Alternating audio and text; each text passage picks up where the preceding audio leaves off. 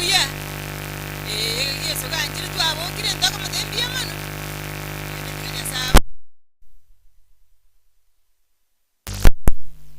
Ndumanya bantu yani ndubwati kene torakwane. Yesu bunago tongete amaeteri tukori yao ni daika yao. Yene tikanya saba seni abaga dasinjera chionsi. Eli tangoro kumereni. Ngere kemera umwana ora akoro kunaumi. Tumsifu Yesu Kristo. Njene kore acheni. Ibombwato mwana okurukugwini orenge bwane bibondieki. Wacheni ne kore. Mbia mono chikorera Senge nchumwa bera abenge. Toske ase abako inilos. Ase abana bacheni banyomete korwa. Inilos. Nimeona wageni wakija. Karibu wageni mchitambulishe.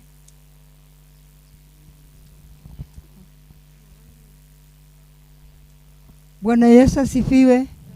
Asifiwe tena. Unajua sisi hatujui lugha yenu. Mnatoa gospel mzuri sana lakini sisi hatusikii. Poleni sana. Sisi ni wamama wa poleni. Na ninawapea pole sana kwa kupoteza kolera yetu mama Jane ambaye tulipenda sana, ingawa hata tulikuwa hatujaonana lakini kiroho tulikuwa tunawapenda sana. Poleni sana. Na kitu ambaye mimi naweza kuwapatia tu ni kitabu cha Isaya 41 11 mpaka 13. Mungu anaongea na sisi kwa mdomo ya janabi Isaya akisema ingawa hata kama tuna tabu aina gani, Mungu atawashika na mkono yake ile ambayo ni ngumu. Na mimi nawapia pole, muwe tu na Kristo. Sasa Kristo ndiye mbaki naye, Yesu Kristo ndiye mbaki naye. Na msidi kuwa tulisikia jana wakiongea juu ya mama. Tumeshukuru sana mama alikuwa Mkristo na watoto wake vile vile ni wa Kristo. Sasa ninawaambia tu muwe tu ndani ya kanisa, msidi kufanya kazi ya kanisa na Mungu awabariki. Tukuwapigia poleni sana. Asante, muwe na Yesu. Praise the Lord.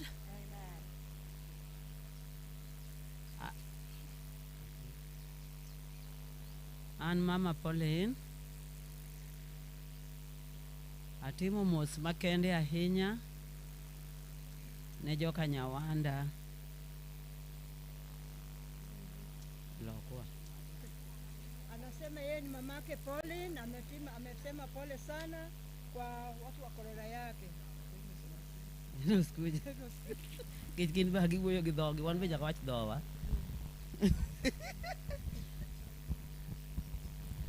Atimo mos makende ne joka Nyawanda.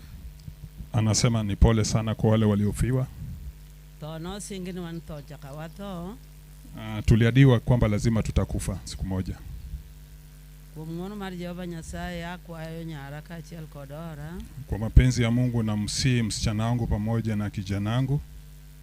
Nyoro nyawinjo ka padri owacho ni mama noero kanisa. Jana nilisikia padri akisema kwamba mama alikuwa anapenda sana mambo ya kanisa. Akwayo nyara Pauline. Na binti wangu Pauline. Mana kaka mama njoero kanisa kendo tione kanisa kikipogri kanisa madala kamar mama. Jinsi mama alikuwa amependa kanisa, tafadhali usiwe mbali sana na kanisa. Kwe mari Jehova mondo bed kodu. Imani ya Mungu ipate kuwa nanyi. Irwak wende daute bana kaka nche dauru wako wende. Wakaribishe wageni wa nyanyako jinsi nyanya alikuwa akiwakaribisha wageni wakija hapa. Jodala gidau kuro dongeliweti. Wale watu wote wa boma hili wamebaki mikononi mwako. Wegite udongeliweti. Mashangazi wako wote pia wamebaki mikononi mwako. Bedkode gigihera. Hebu upate kuwa nao katika mapenzi. Maonge wachi maoro. Usiwe na jambo lolote. Nyasaye pia mondo bed kodu. Mungu awe nanyi. Akwayo jodala gi Pauline temo biro wege nyimine ge deyege uonege owetege mondo chung malo faneke wan. Anawasi wale wote ambao wamekuja kuomboleza pamoja na familia Poli, popote mulipo msimame ili muweze kusalimia kiwanja. Asanteni. Washamka. Familia ya mama Jane, my in-laws, poleni sana. Kwa majina ni Brian, sister yangu Naomi yako huko. Asanteni.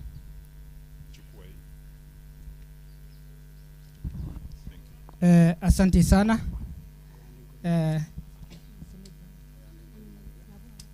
Nadhani kuna mwenye amebaki. Kuna semeji yote amebaki. Haya, kuna dada za Jane marehemu. Dada za Jane. Hakuna. Haya, ndugu zake. Haya, karibu. Tafadhali, muda umeenda sana, tuwe wa haraka. Baswati bamwabo cheni na bamura bamwabonye baronchgocha buna aba bakirega sengencho nabo bakire ne keranye kekeroro tigaba ichabuiga. Karibu. Wakire buya asa marieta yengoro kumagire tinyanduko onsongo nchenga mati ya cheni korunyange na soba mukamuro mwabo makogoti engo teba bakoyone pole abayubane bonsi pole cheni nera twanja ine nera konyora tole komo una mama bono chiro ntigire engo tebia abayubane na njemba ntiga ekiagera konyora na butole komo ainaro na bwata sana pia mono abakwani na weire wiyamana abagani bacheni gakibono na batole no gokumia abana bamwe abacheni cheni ominto na bachetega ekeno mukwani oyo mukwanire gana kende nkiarengega igerwanirira bakagaike saikire bono muroche bono rende egento kere kiaoke enyongere ngiye ogwateka bwangu bono gongo tebia abana bane nabakoyone moremi abana babane batigaire somochi na inu abana moreme morana makweli na makoro na bara makore sabanto lakini inwe na bara maina na bara yokogosa bono rende kene ngeyo to kore gekogera naro gaki abana babane moerra ni mokwana ni buna rimwe ngo kwana ne kero mamo mina rengo tato minere nkara chete lakini ende esi inwe moerra ni esi inwe elinde elimo tugekomo chimbi ya mono owe amarieta sarme murangoro kwa wone mbo basinya cheki oyo mwaba cheninde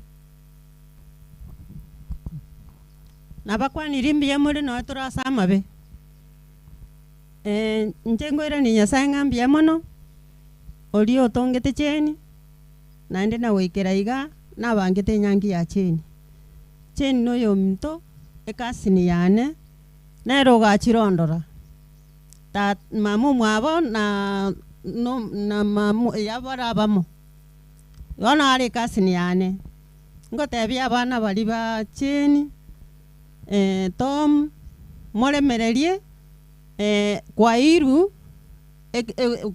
ogotigeire ringana ria nyasaye na ria gotigirete olibwate nando nyare koba nere onyare kurinda abana bande erinde mogenderere nyasaye bakonye samarieta ngurukura elimura miyenda nabatebire asanti abasani bacheni mbia mono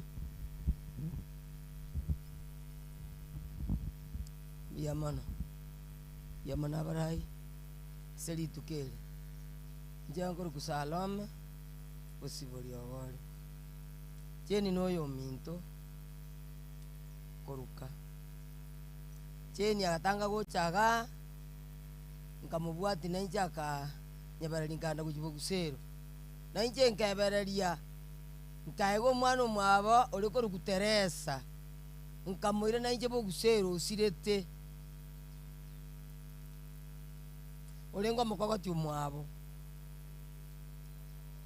abana bane maba muna cheni omintale ngo mworora sekenyoro tara metio nde bwensi nande talenge munyinyeri iganje tonde bwensi omorandi oyo randi garandi buya sana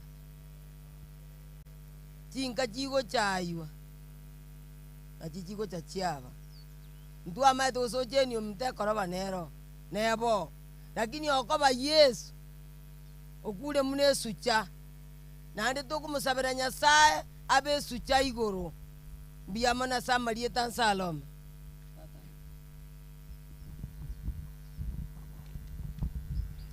Master of Solomon, nasema ni asante kwa kunipatia hii nafasi ili nisema machache. Kabla sijaendelea mbele, nachukua nafasi hii kusema jina yangu. Jina yangu naitwa Zakaria Ombati. Baba ni Nyamwaru. Kutoka Wanchare, kijiji kinaitwa Onyando. Tumefika hapa sisi wote ambao tuko kwa hii kibanda.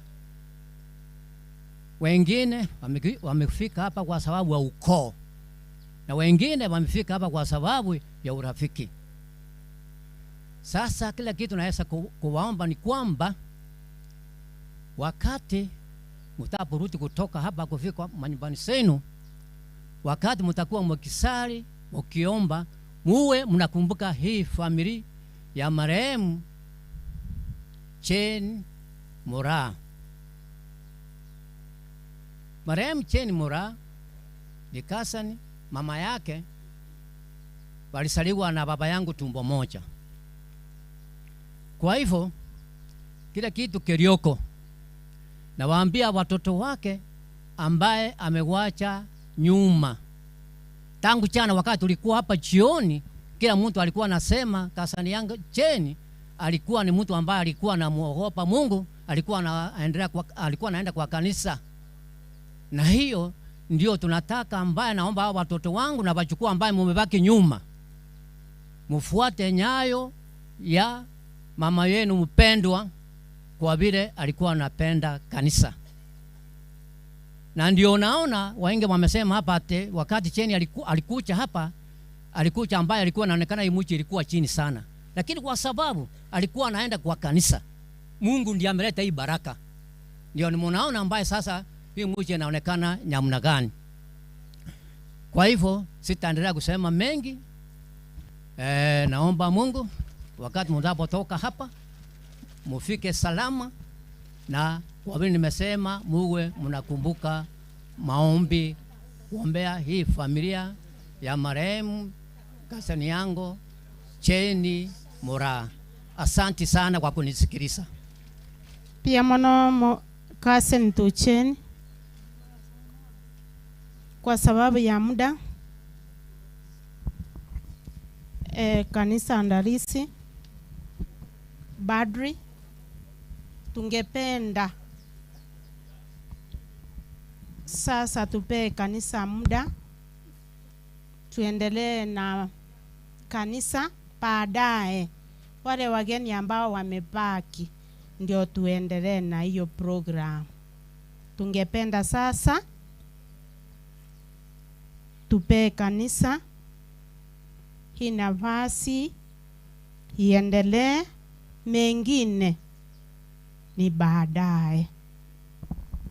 Tafadhali wale wanapeana maji, tukianza misa tafadhali maji kwa store mpaka baadaye. Mwalimu, chukua usukani. Kwa haya sasa, akina mama tuamuke, tuanze procession kutoka kule mpaka altare. Tabatari tuamuke wa mama, tuende huko, tuandamane na mwili, ndio tuanze.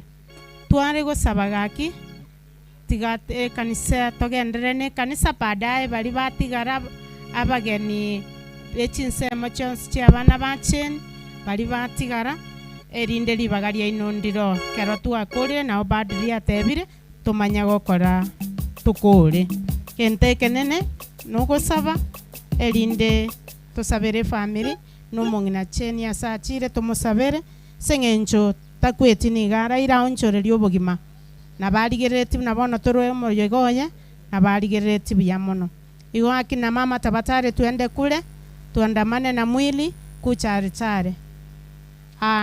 Wakati ukifika wa kusimama tusimame sote, wakati wa kukaa tukae wote, na simu za rununu tungeemba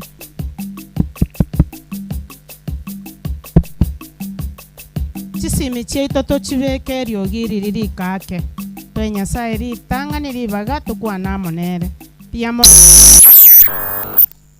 Basi karibuni sana. Father, karibu katika misa hii takatifu ya kuombea jeni. Kwa hivyo ningependa kila mmoja wetu aliyoko mahali hapa, vile Mama Francisca amesema, ningependa kuambia ya kwamba misa Mungu tunaomba ni mmoja, tafadhali. Kwa hivyo ikiwa ni wakati wa kusimama unasimama, ikiwa ni wakati wa kuomba na wewe pia unaomba. Kama wewe sio mgonjwa, tafadhali unasimama wakati wa kusimama, unaketi wakati wa kuketi.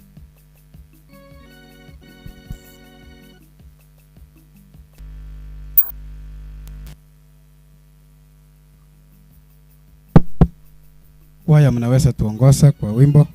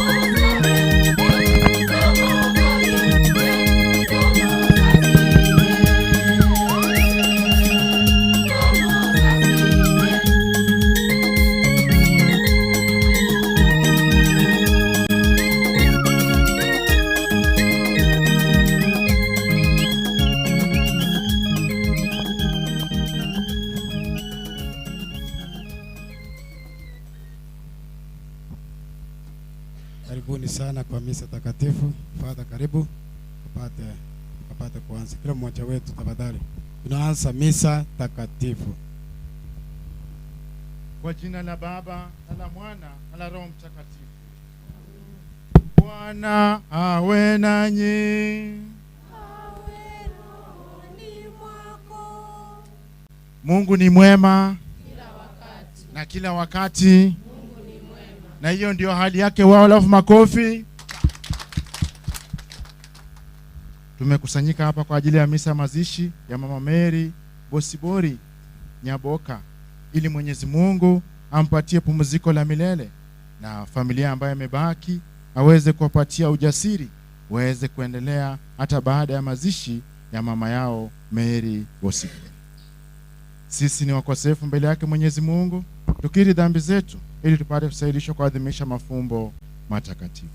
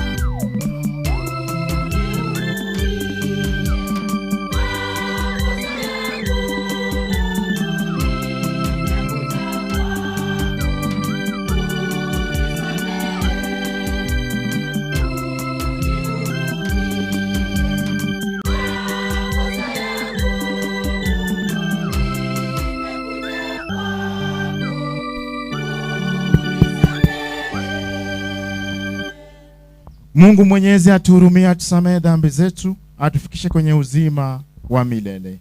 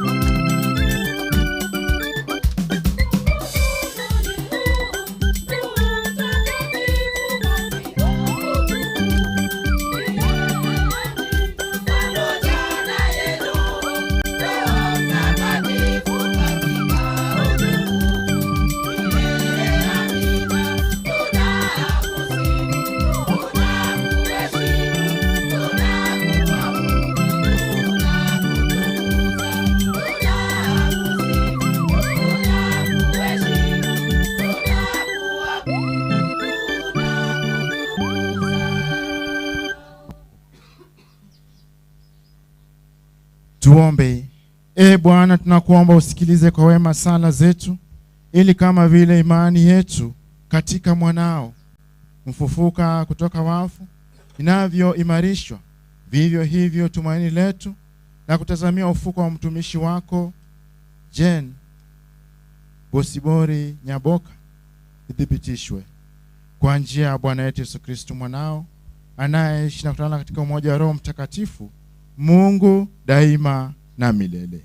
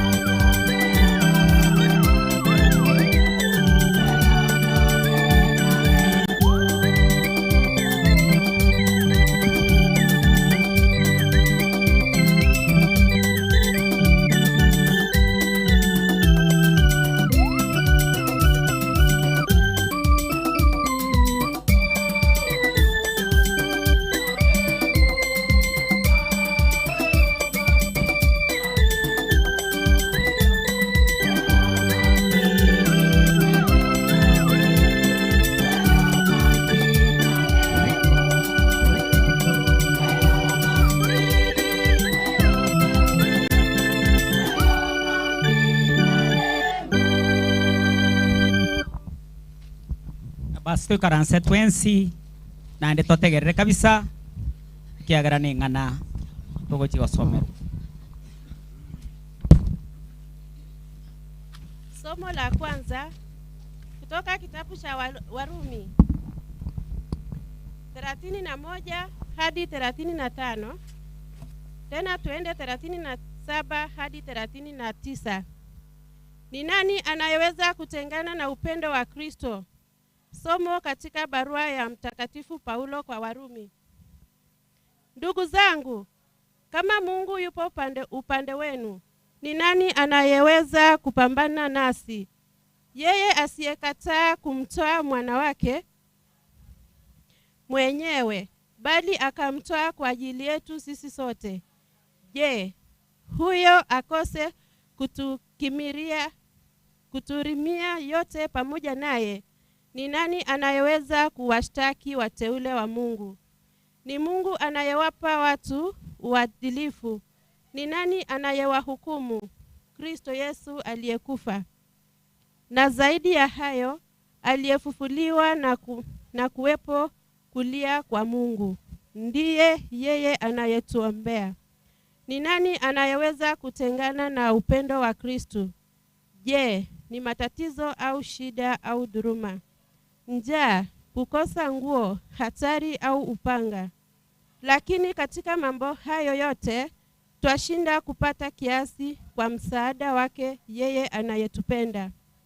Kwa maana najua hakika kwamba wala mauti, wala uzima, wala malaika mwenye enzi, wala mwenye utawala, wala mambo ya sasa, wala mambo yajayo, wala kimo, wala kina, wala kiumbe chochote hakiwezi kutenganisha na upendo wa Mungu uliomo katika Kristo Yesu.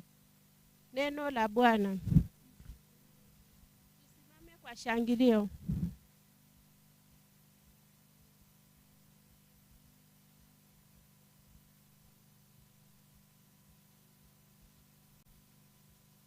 Wimbo wa katikati kwa maneno. Bwana, saburi ya kuitikizana kwa maneno. Bwana ni mwanga wangu wa wokovu wangu. Bwana ni mwanga wa wokovu wangu. Bwana ni mwanga wa wokovu wangu. Kwa kuimba.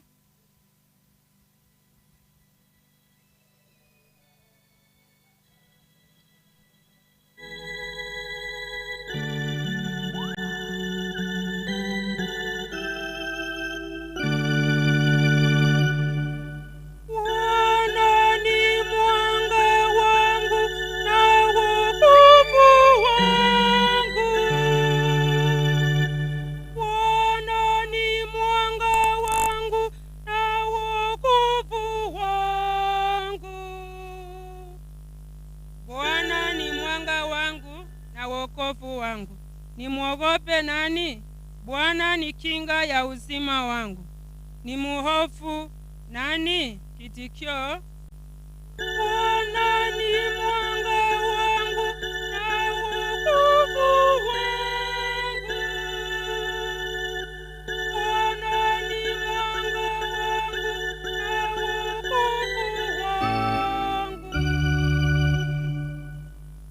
Namuomba Bwana jambo moja, nalo nalitamani sana, nikae nyumbani mwa Bwana siku zote za maisha yangu, nipate kutazama uzuri wa Bwana na kutafakari hekaluni mwake. Kitikio.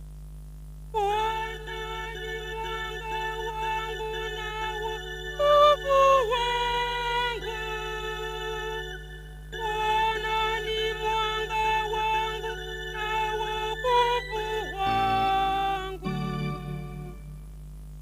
Bwana, usikie sauti yangu nitapokulilia. Unihurumie, unijibu. Moyo wangu unasema, nitautafuta uso wako, Bwana. Usifiche uso wako. Kitikio.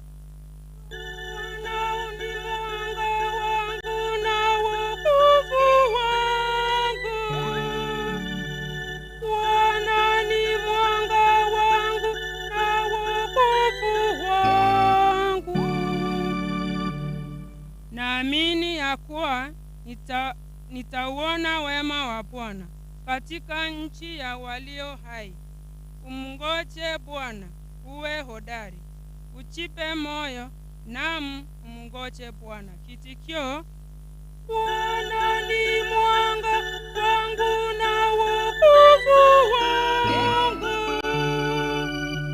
Bwana ni mwanga wangu na wokovu wangu.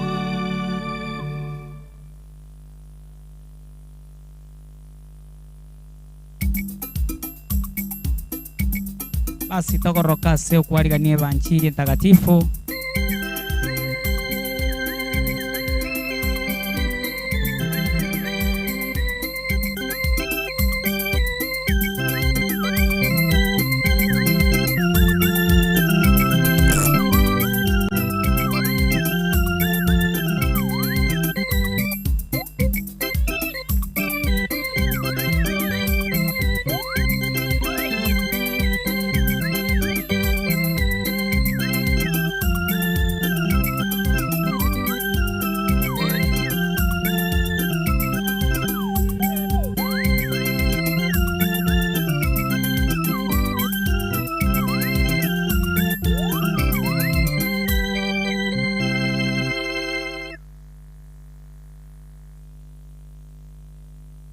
Na kutukuza Baba, Bwana wa mbingu na dunia, kwa kuwa umewafunulia watoto wadogo mafumbo ya ufalme. Haleluya.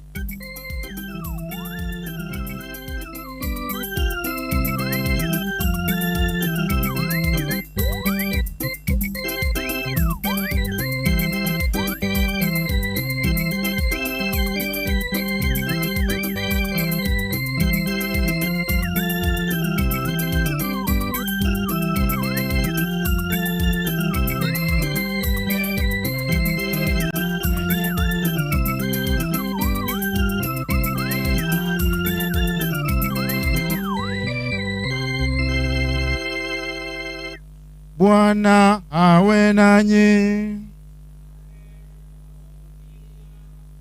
Somo la Injili takatifu livyoandikwa na Mathayo.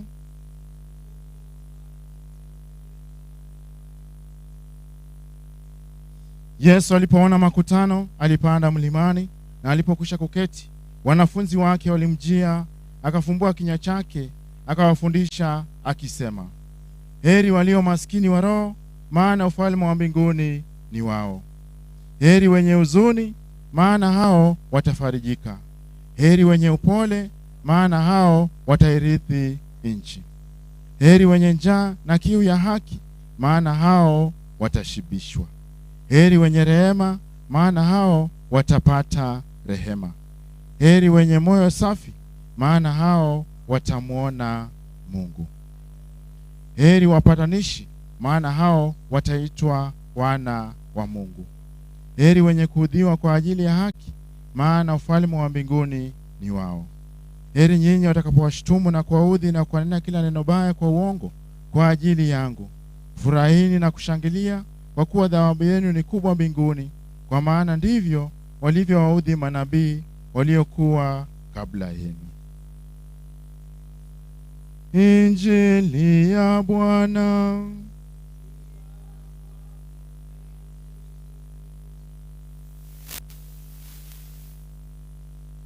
Mungu ni mwema na kila wakati. Hapana, Mera akisikia hivyo atakasirika, si ndio? Ambie mwenzako atakasirika. Mera alikuwa mtu wa kanisa, si ndio? Tutaka tumsomee misa mzuri, tushiriki vizuri, tumpumzishe vizuri. Na tingo muma. Kwaya, tusimame tuimbe kwa shangwe na furaha. Wamama. Wazee. Familia Elijah. Tingo.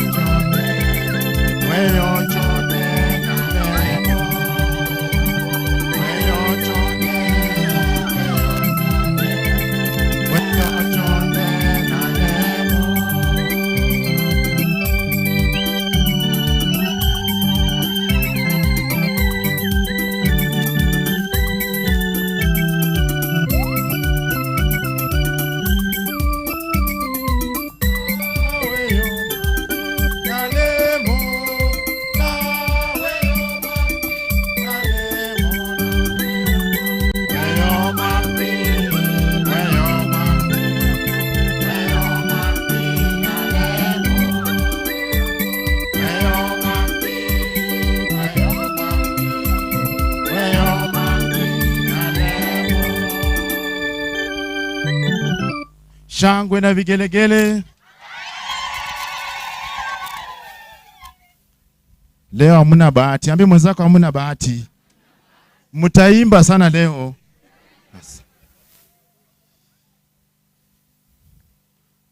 Tumekusanyika hapa kwa ajili ya misa mazishi ya Jane Mary Nyaboga ambaye ni mamake Elijah. Elijah pamoja na mke wake ni marafiki zangu. Sasa mimi pia I'm a family friend. Si ni jambo mzuri? Marafiki wazuri. Tulikutana na Elijah kule Nairobi. Kumbe nitakuja kuzika mama yake. Sikujua siku moja nitafika hapa Nyakoe ama Nyakoe. Sikujua kwamba nitafika Nyakoe kwa ajili ya misa ya mazishi. Ni vizuri kuwa na marafiki. Ambia mwenzako ni vizuri kuwa na marafiki. Marafiki wazuri. Singefika Nyakoe, si ndio? So Elijah, pole, na ndugu zako, dada zako, poleni sana kwa kumpoteza mama. Najua tuko Wakristo wa Katoliki hapa, Wakristo wametoka sehemu tofauti tofauti, Wakristo ambao si wa Katoliki. Bwana Yesu asifiwe. Mungu ni mwema. So mimi kama padri naheshimu kanisa zingi. Pastor ameongea hapa, naheshimu mapastors wote, naheshimu reverends wote. Na pia kwa sababu mama Jane alikuwa Mkristo Mkatoliki, tuweze kuheshimu kanisa Katoliki. Kama umevaa kofia kwa heshima ya Jane na heshima ya kanisa Katoliki, toa kofia. Cha kutumaini sina, sina wema wa kutosha, dhambi zangu kuziosha. Tumaini sina ila damu ya Yesu, sina wema wa kutosha, dhambi zangu kuziosha. Tunasimama, ndiye mwamba ni mwamba ni salama, ndiye mwamba ni salama. Yesu nasimama, ndiye mwamba ni salama, ndiye mwamba ni salama. Nataka tusicheleweshe Jane. Wakati wanaita register mbinguni, Jane Mary Nyaboga aseme nini? Present. Ambia mwenzako present. So tutamchelewesha. Tutakuwa kwa ufupi sana kisha tumalize vizuri. Nataka tuweze kutafakari kwa ufupi masomo yetu siku leo. Somo la kwanza, barua ya Paulo kwa Warumi, inaguzia kuhusu upendo. Ambia mwenzako kuhusu upendo. Upendo wa kweli, si upendo wa mask. Wakristo wa Nyakoe, si upendo wa nini? Kama wewe si Mkristo Mkatoliki, upendo wa kweli si upendo wa nini? Wa mask.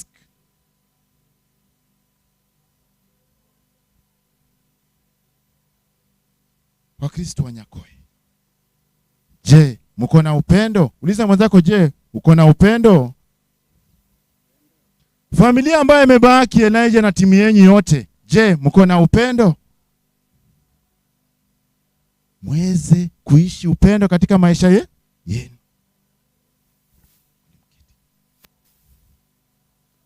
Wazee mpo? Wazee mpo? Wazee, vae suti mzuri kama ya rafiki yangu hapa. Bila upendo wewe ni kitu bure. Ambia mwenzako wewe ni bure. Wanakwaya mpo? Hata muimbe vizuri na maringo. Bila upendo nini ni bure. Familia Elijah, najua mmespend a lot of money organizing for this burial. You have spent a lot. You have asked help from different places. Kama mlikuwa mnafanya bila upendo nini bure. Wamama mpo? Wamama mpo? Naona mko smart. Hata mpige vigelegele kwa sauti. Bila upendo nini ni bure. Upendo wa Mungu kweniwa Upendo wa Mungu kweli ni waweza kwenda juu.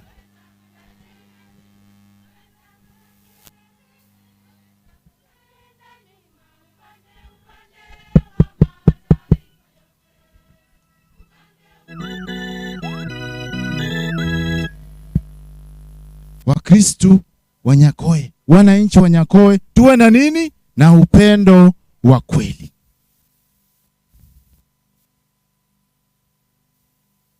Paulo ametaja mambo mengi sana katika somo la kwanza. Ametaja njaa, ametaja mauti.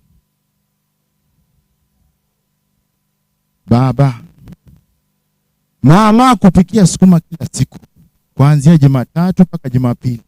Usikose kumpenda. Tuko pamoja.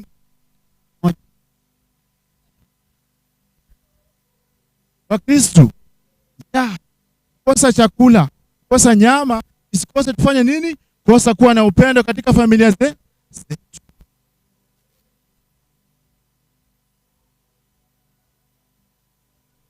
Kama hukupimiwa nguo ya matanga, usikasirike. Usikose kuwa na upendo kwa sababu huna nini? Nguo ya matanga. Wakristo, tuweze kuwa na upendo wa kweli. Tunaomba upendo wa Bwana. Tunaomba upendo wa Bwana. Kwa jina la Yesu tunaomba. Kwa jina la Yesu tunaomba upendo. Tunaomba upendo wa Yesu. Tunaomba upendo wa Yesu.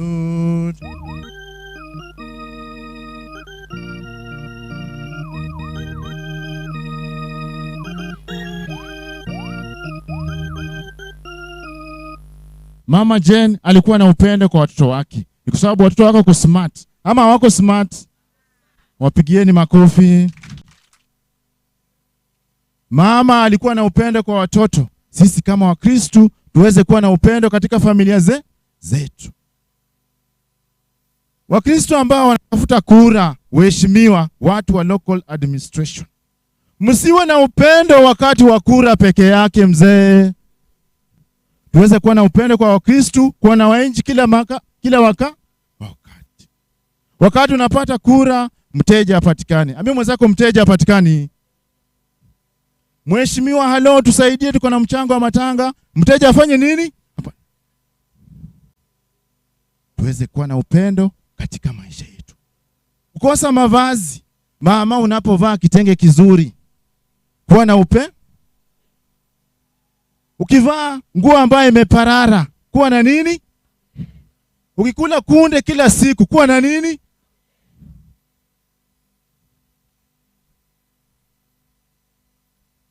Hata usipo change hairstyle, paka nywele imetoka kwa kichwa, kuwa na nini?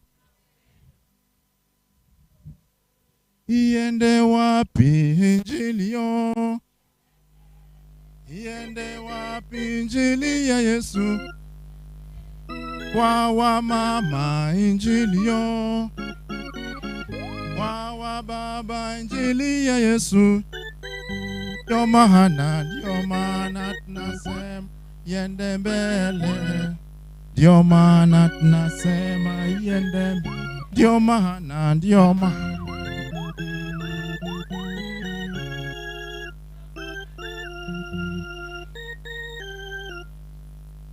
Wakristo wamekula vizuri, wakashiba vizuri. Uliza mwenzako, je, umeshiba? Unapoenda na hii chupa kwako, enda na upe. Unajua kwamba hii chupa ni kwa sababu ya Mary Nyaboga. Enda na upendo katika familia yako.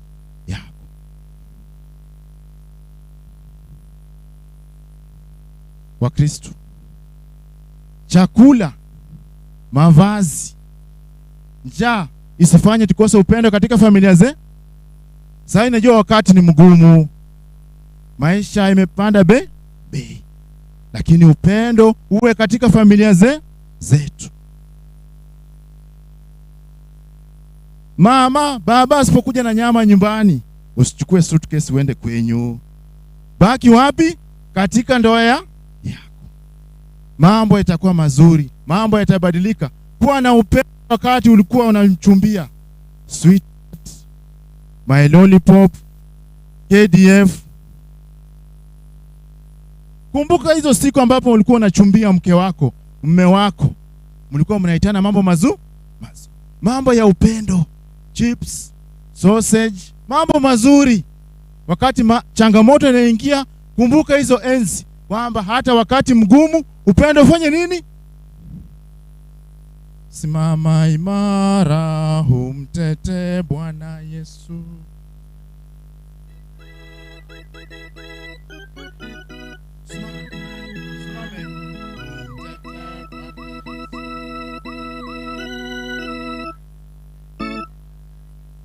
Simama imara, humtete Bwana Yesu.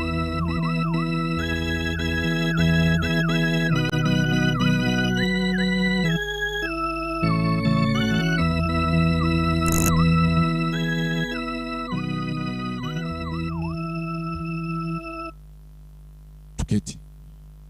Wakati unapopatia mtu lift, watu ambao wako na magari, patia mtu lift na nini?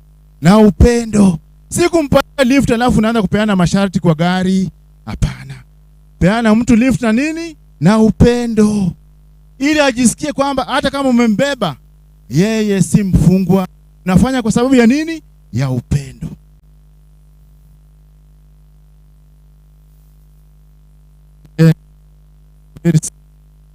Kuna nguo mzuri, sanduku mzuri. Natumai familia na marafiki mlifanya kwa ajili ya nini? Ya upendo, hali kumsindikiza vizuri.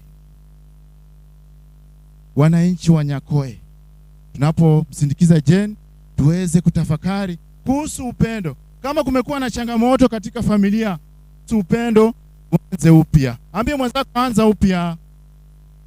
Kama hujapenda baba, fanya nini? Anza upya.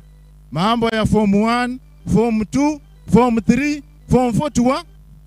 Ambie mwenzako tuache mambo ya form 1, form 2, form 3.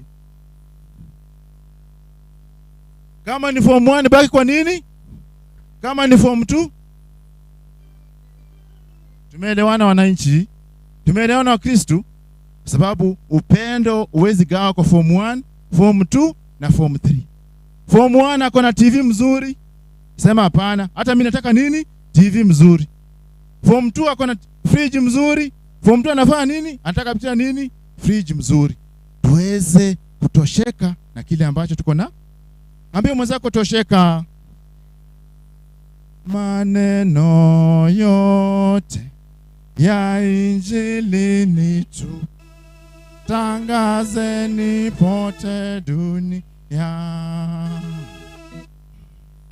Maneno yote ya Injili ni tu, tangazeni pote dunia.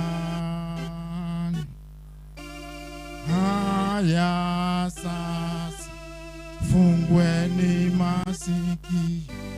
Haya sasa, fungweni masikio.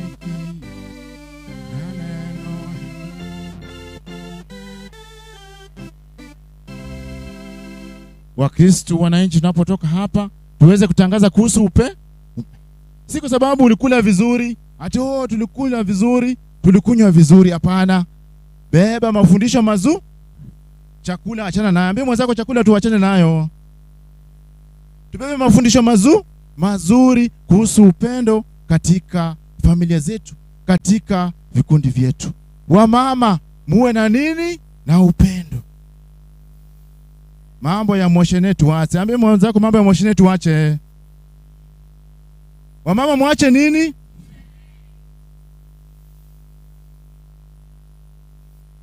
Wamama muache kuwa na ngwashe. Ambie mwenzako ache kuwa na ngwashe.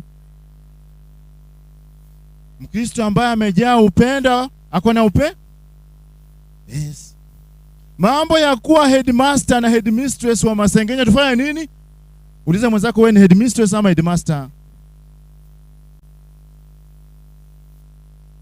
Umebeba suitcase ya masengenyo, Umebeba suitcase ya vitina, unatembea na Nyakoe, Nyamache, Nyamira, Nyabururu, au wachi suitcase. Ambia mwenzako weka suitcase chini, uweze kubeba suitcase ya upendo. Simama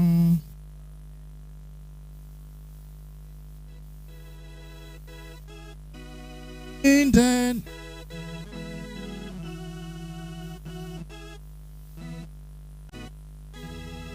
kesha huo utasi mama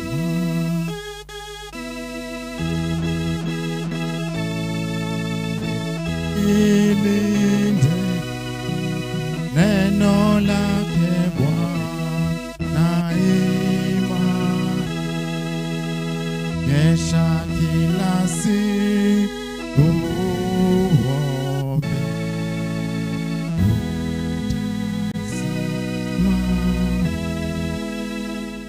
wazi mwenzako vaa suti ya upendo ya upendo. Mama mvae vitenge vya nini? Shuka peace ya nini? Jipake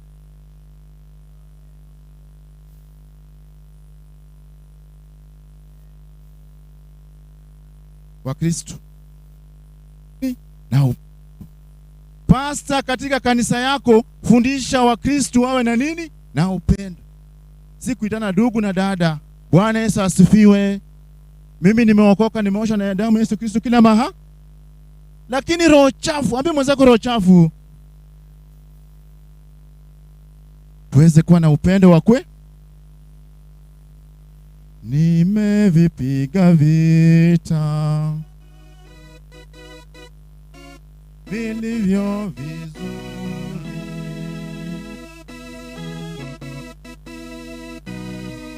nimevipiga vita vilivyo vizuri, mwendo nimeumaliza, imani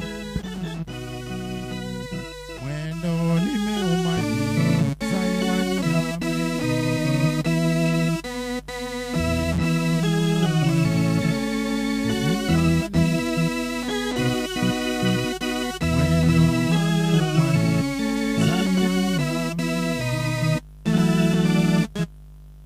nataka tuweze kutafakari somo la Injili, mafundisho yake Yesu Kristo, kwamba anatuuliza kwamba tuweze kuwa maskini wa roho. Uliza mwenzako, je, unatamani kuwa maskini? Nani anapenda kuwa maskini? Hakuna mtu anapenda kuwa nini? Maskini. Unaweza kuwa wewe ni tajiri, lakini mambo ya imani wewe nini? Maskini. Tuweze kuwa maskini wa roho, kumjua Mwenyezi Mungu. Mary alikuwa anaenda kanisani kila mara. Amefariki akiwa kanisa Katoliki. Familia ya Mary, mshike kanisa. Wasichana sema ambayo muoleka, kama ni wokovu, Seat of Abraham, Hand of Joseph, Helicopter Ministries, yote baki katika kanisa la. Watu wa kuzurura kwa makanisa tuwache. Ambia mwenzako tuwache kuzurura katika makanisa. Kama wewe ni Mkatoliki baki wapi? Kama wewe ni PEFA baki wapi? Kama ni SDA baki wapi? January to March Catholic, April to June PEFA, September to December SDA. Tosheka na kanisa la. Fundisho la pili, Kristo anatufundisha jambo mzuri kuhusu kiu. Uliza mwenzako, kuna kiu ya aina gani? Kiu ya maji, ya nyama, ya mfupa ama supu? Uliza mwenzako kiu ya aina gani? Familia ilije imetulisha vizuri, Wakristo wamekula, mpaka wamekunywa maji ya nini? Ya chupa. Wameshiba. Wanakuwa mmeshiba ama mjashiba? Tuweze kuwa na kiu ya neno lake Mwenyezi Mungu. Si kiu ya supu, mifupa na nyama. Kiu ya nini? Mera alikuwa anaenda kanisani. Alikuwa na kiu ya kwenda wapi? Kanisa. Jumuiya mteja, kanisani mteja, lakini sokoni chakula ya msaada, vikundi vya wamama, kongamano la wazee. Kwa Kristo, kama hata upendi kanisa, enda tu kanisani, ufanye nini? Uketi ndani, uweze kutembea na wenzako katika maisha ya imani. Wakati unapopata changamoto, kama ulikuwa mshiriki wa Kristo, wanasimama na wewe, wanatembea na wewe, wanakusaidia. Tuweze kuwa watu ambao wanashiriki katika kanisa zetu. Inasonga mbele Injili,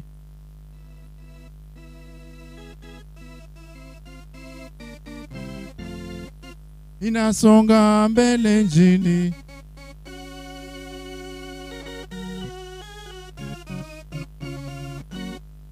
Injili kwa wamama,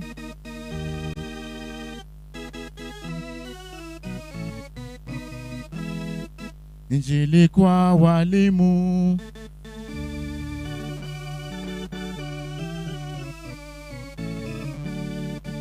inasonga mbele Injili.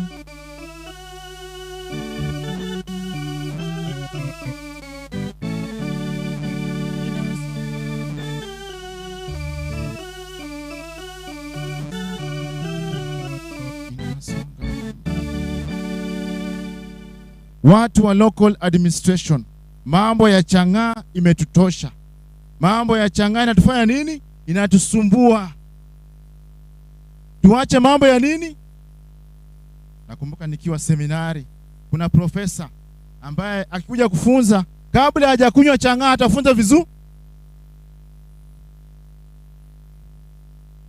Hata kama uko na kiu ya chang'aa, kiu ya busa, kuwa na kiu ya neno lake Mwenyezi Mungu. Kanisani masaa mawili, factory ya busa na chang'aa siku mzima. Watu wa local administration, mko na kiu ya uongozi, mtaka kuwa MCA, mtaka kuwa MP, saidia wananchi. Hiyo ndio kiu ambayo uko nayo. Hiyo kiu iweze kusaidia wananchi. Ukiangalia barabara zetu ni mzuri ama mbaya. Unapotaka kura, kiu ya uongozi uweze kusaidia wananchi. Jambo la tatu, Kristo anatufundisha kuhusu kuwa na moyo msafi. Uliza mwenzako, je, roho yako ni mzuri ama ni mbaya? Wakristo wamekuwa na roho mbaya, roho chafu. Umevaa vizuri kama mwanakwaya, lakini roho chafu. Umevaa vizuri kama mzee, lakini roho chafu. Wamama mpo, wamama mpo, nguo haikupeleki mbinguni. Vigelegele havikupeleki wapi? Tuweze kuwa na roho safi. Ambia mwenzako kuwa na roho safi. Kama unachukia father, ajue kama unafanya nini? Unamchukia. Kama unampenda, fanya nini? Tuweze kuwa na roho safi. Si kuvaa roho safi siku ya Jumapili, unapotoka kanisani unaweka sura ya si huyu ni Mkristo wa Nyakoe. Huyu si ni mwananchi wa Nyakoe. Huyu ni Mkristo wa St. Paul. Nguo ambayo unavaa Jumapili na nguo ambayo unavaa Jumatatu ni tofauti. Ni kama Kenya na Madagascar. Ambia mwenzako kama ni Kenya na Madagascar. Tuweze kuwa na roho safi. Kama uko katika watu mambo ya kitu kidogo, nchi ya kitu kidogo, wananchi wa kitu kidogo. Kama unasaidia Mkristo, msaidie na roho safi. Unasimama kwa matanga, mimi watoto ambao wamebaki nitawasaidia kuanzia form 1 mpaka university. Akipigiwa simu mteja patika, lakini uliongea kwa matanga vizuri, watu wakakupigia nini? Makofi. Tuweze kuwa na roho safi. Kama unasaidia kwa matanga, saidia na roho safi. It's not showing off kwamba mimi nimesaidia familia ya Mary, unawatangaza kila mahali. Igesa FM, si ndio? Unaposaidia msaidie na roho safi, si kwenda kumtangaza kwa Citizen TV, NTV, K24. Hapana, saidia mwenzako na roho safi. Popote alienda alitenda mema. Popote alienda Yesu alitenda mema. Popote alienda Yesu alitenda mema.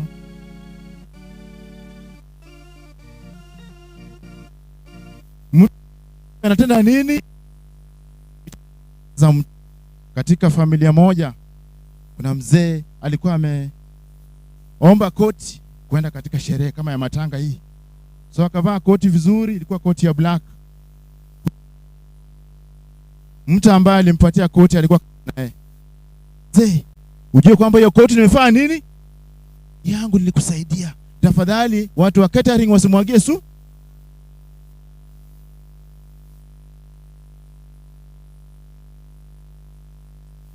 Wa Kristo, haijalishi wewe ni Mkatoliki ama umeokoka, tuweze kuwa na roho.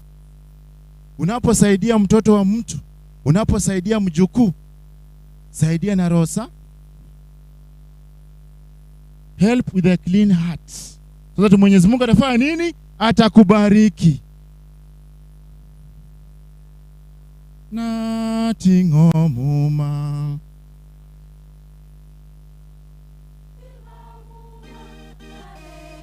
Natingomo.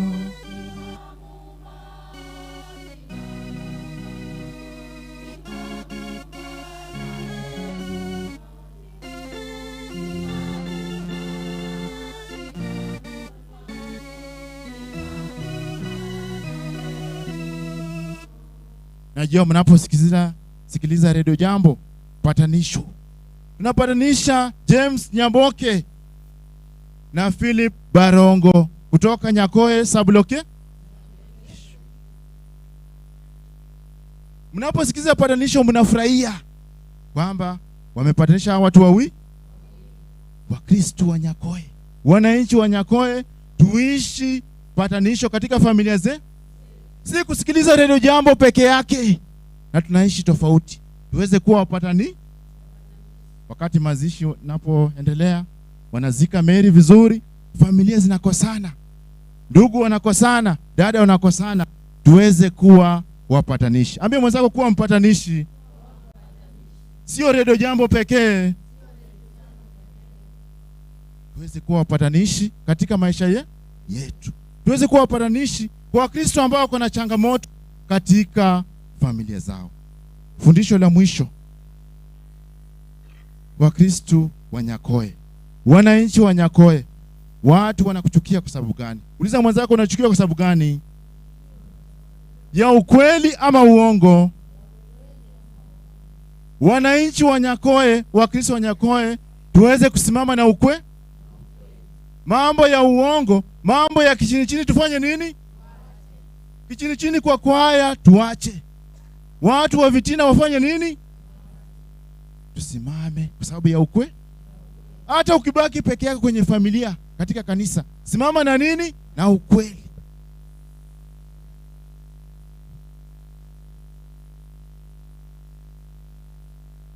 Kama kuna mtu anakuchukia kwa sababu ya Biblia, beba mkono juu.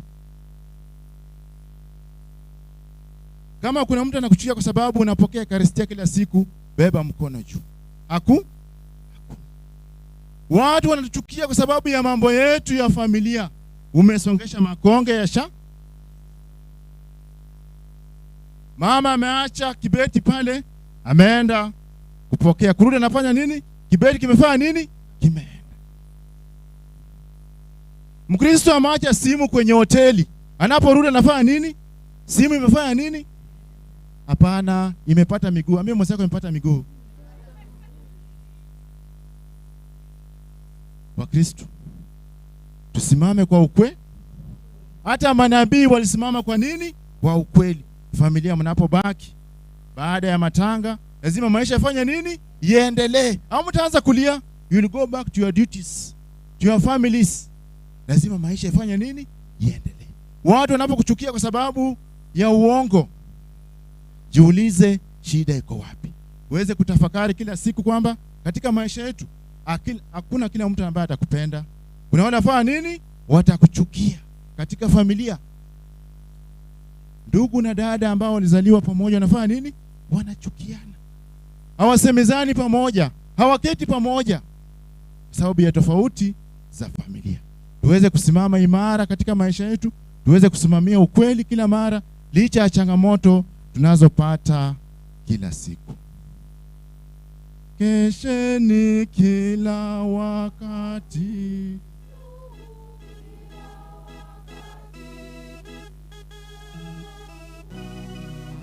Kesheni kila wakati. Kila wakati.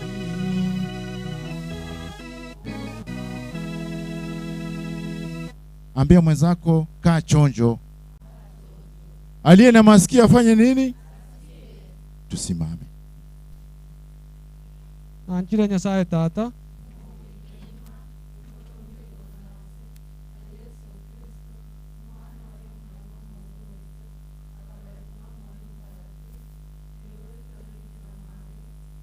Tunabonsio birato bambe twaso musaraba ukweto tindage twatimboga tochimagombe igoro lya matuka atatu orogete kurwasa bakure olina teigora saikarasta soko likwa Nyasaye Tata umubuike gima urongere ne kwambe imana bakure nanchira samo mtagatifu Girls Catholic gatagatifu owe kwamo kwa batagatifu owe siwa kwibe koroka kumube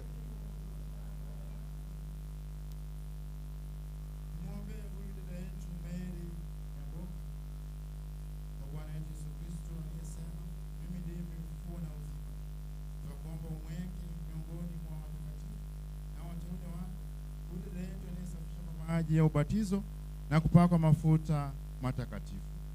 Bwana, twakuomba. Twakuomba umpokee mbinguni huyu dada yetu aliyekula karamu ya mwili na damu yako. Bwana, twakuomba. Tusali kwa ajili ya wale wote wanaoteswa ili wasifikiri hata mara moja kwamba wameachwa na Mungu. Bwana, twakuomba. Tusali kwa ajili ya ndugu zetu marehemu ili Mungu Mwenyezi apende kuwapokea katika ufalme wa mbinguni. Bwana, twakuomba. Sala zingine.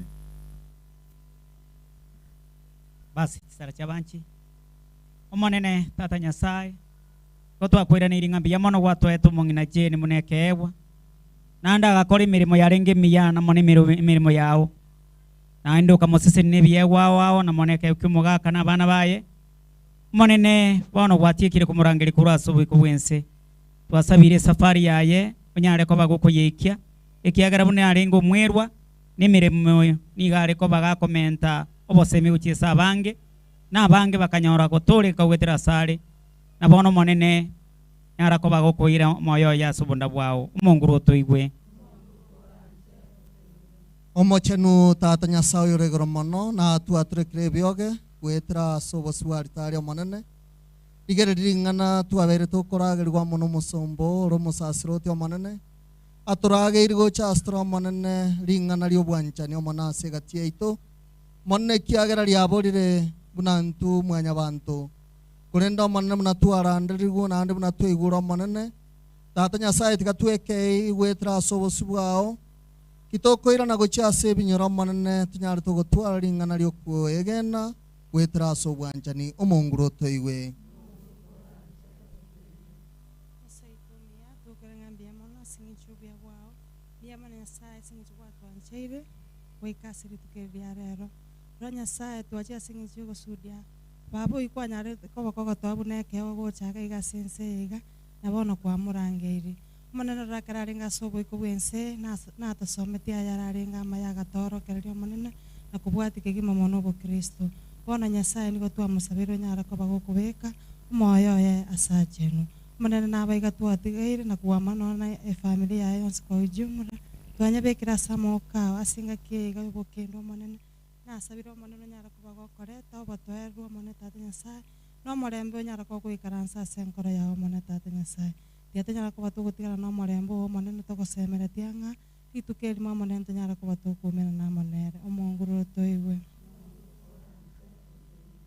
saitomia tata n'omwana n'omoika omochenu etwatire asore ase omogaso bono ase eng'encho y'omong'ina meri monene oito tituri abaya ntwe nigo turi abanyabibe igo tokoboria amabere ng'a nyasaye otwanchire na mono rigerio y'ominto meri namenyete ase obogima bwense agakora ayare amaya naye akoreta amabe nyasaye igo togokoboria onyare koba gokumwabera nabo igo omwanchire nyasaye omwarigania ase oboruoti bwago bwa igoro igere nyasaye itomi otigire family yaye maega tigire abana baye nabachokoro ne amate yaye nabamwabo nyasaye monene oito ntomaete ng'a nonyare koba gokobaremi nabo igo bagate nyasaye itomia tingaki bagenderete komenya ase obogima bwense koba gosoka na goswa monene oito obe nabarobo twasabeire ekerisia giaito kianyosia na mono ase mong'ina meri arenge gosanga igereria abakristo bari are gosanga na barabwo monene obaichori n'oboremu bwao tibatwara obwoba ase eng'encho y'okorara kwa omong'ina meri amake twakobore ebwana twakuomba meri abekwasagi omongorokorante nkwe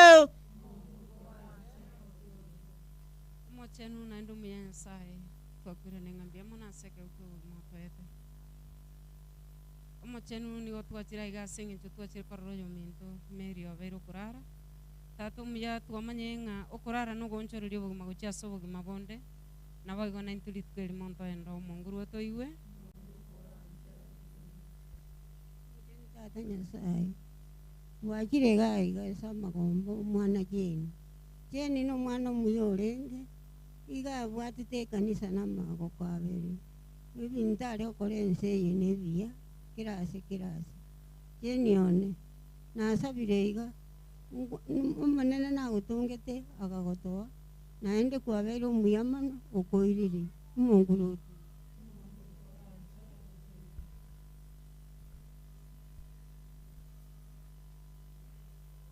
Mungu muumba wetu na mkombozi wa waamini wote, usijalie roho za marehemu ondolea dhambi zao zote, kwa maombezi yetu wapate msamaha waliotumainia daima. Tunaomba hayo kwa njia ya Kristo Bwana wetu. Wakati wa sadaka ya misa kinga kiche sadaka igona rego sabe chumuya bangi na muna mwara gatokonya nsemelia na bomo gatokonya muye bintu kurwaiga kagetenga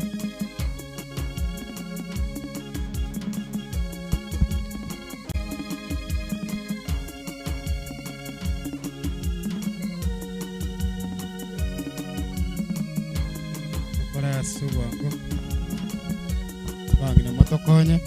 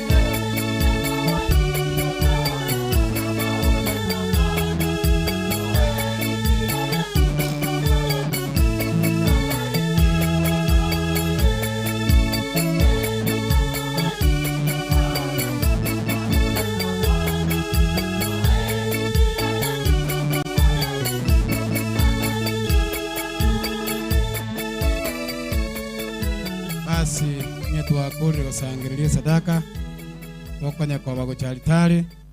Kuna hostia and wine itakuwa imetangulia. Sadaka inafuata kutoka nyuma, alafu baadaye kutoka nyuma yake pia hapo kwa hiyo sadaka tuko na matoleo ile ambaye mtakuwa naye kama Wakristo kwa niaba ya Mama Mary mtasindikiza nayo. Asa familia imeenda huko na hiyo hostia and wine, sadaka kutoka nyuma na mama Mkatoliki vile matoleo kutoka nyuma, kila ambacho umeleta utasindikiza hiyo sadaka nacho. Karibuni sana kwa ya wimbo.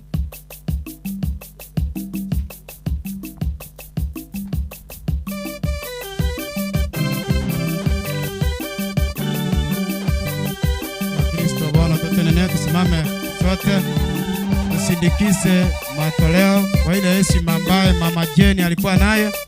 Ile heshima ukisimama unakumbuka heshima ya Mama Mary, kwa sababu tumekuja hapa kwa sababu yake.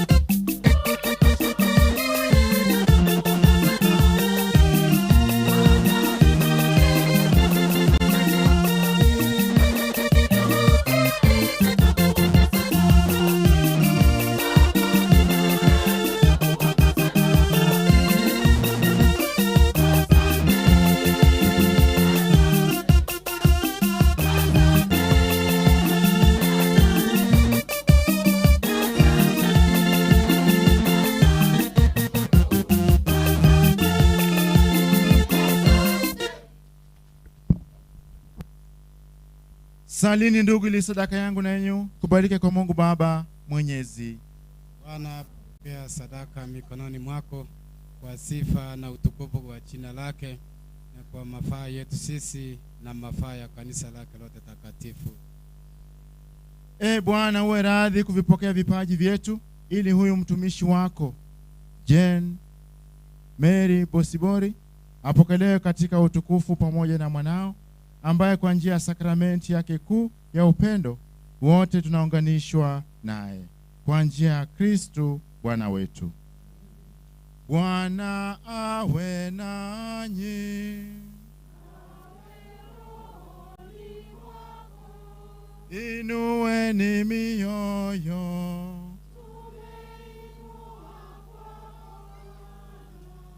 Tumshukuru Bwana Mungu wetu.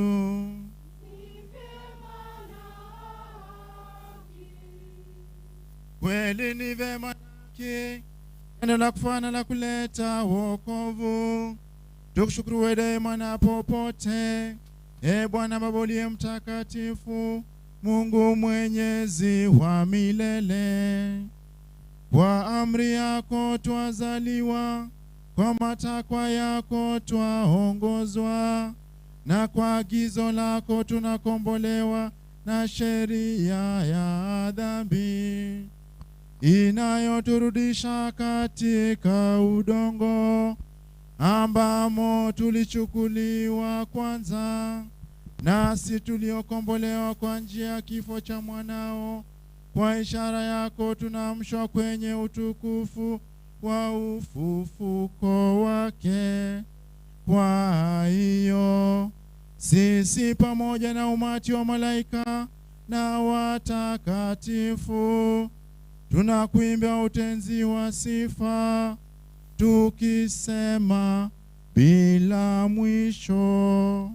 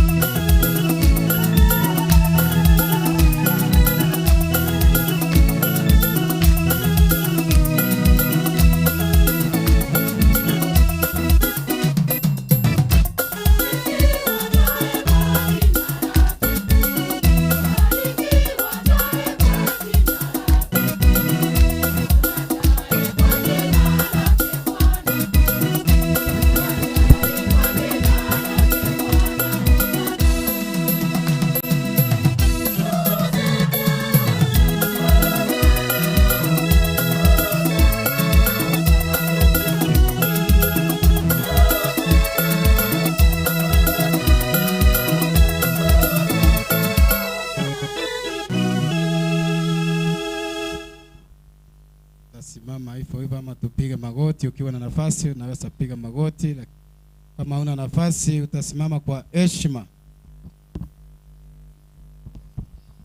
Bwana kweli mtakatifu na chemichemi ya utakatifu wote, tunakuomba uvitakatifuze vipaji hivi kwa nguvu ya Roho wako, ili viwe kwetu mwili na damu ya Bwana wetu Yesu Kristo.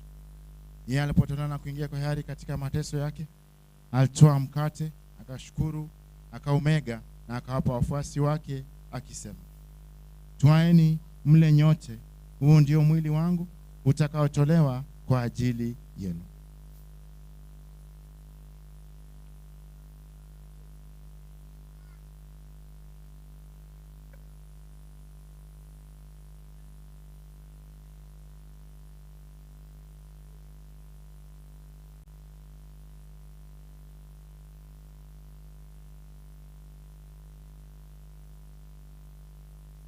Vivyo hivyo baada ya kula, akitoa kikombe, huru tena, aliwapa wafuasi wake akisema, twaeni mnywe nyote, hiki ndicho damu yangu, damu ya agano jipya na la milele, itakayomwagika kwa ajili yenu na kwa maondoleo ya dhambi. Fanyeni hivi kwa ukumbusho wangu.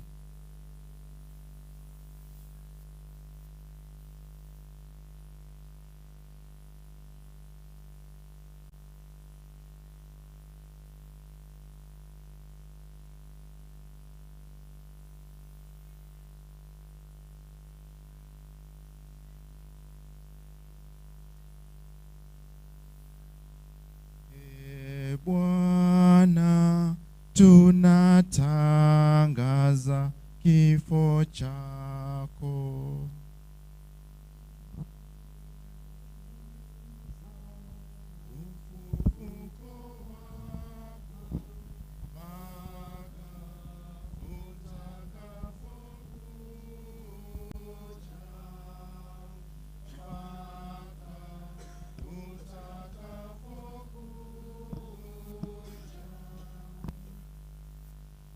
Kwa hiyo Bwana, tunapoadhimisha ukumbusho wa kifo na ufufuko wa mwanao, tunakutolea mkate wa uzima na kikombe cha wokovu.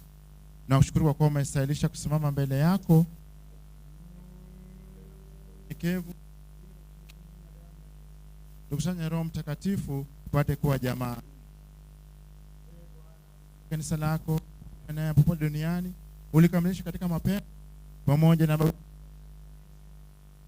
wetu Mairura lero wote. Umkumbuke mtumishi wako Mama Mary Bosibori Nyaboga uliyemwita kwako kutoka dunia hii, ujalie ili yeye aliyeshirikishwa kifo cha mwanao kwa ubatizo ashiriki pia ufuko wake. Uwakumbuke pia ndugu zetu waliofariki dunia wakiwa na tumaini la ufuko, na marehemu wote waliofariki dunia katika huruma yako, uwapokee kwenye nuru ya uso wako. Tunakuomba uturumie sisi sote, hasa familia ambayo imebaki ya Jane, ili pamoja na Maria Bikira mwenye heri mama Mungu, na mtakatifu Yosefu Makopiyo Bikira, mitume mwenye heri, mtakatifu Paulina na watakatifu wote kupendeza tangu kale, tustahili kushiriki uzima wa milele na kusifu na kutukuza kwa njia ya mwanao Yesu Kristo.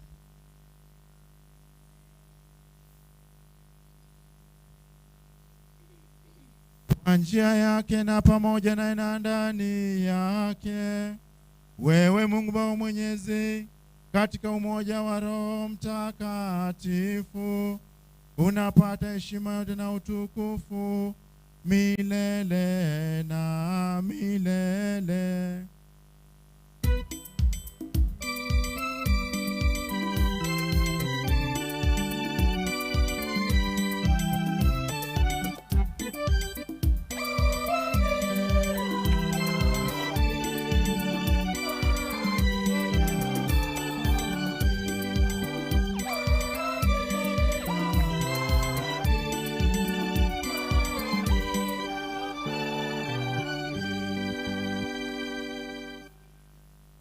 Baba yetu uliye mbinguni,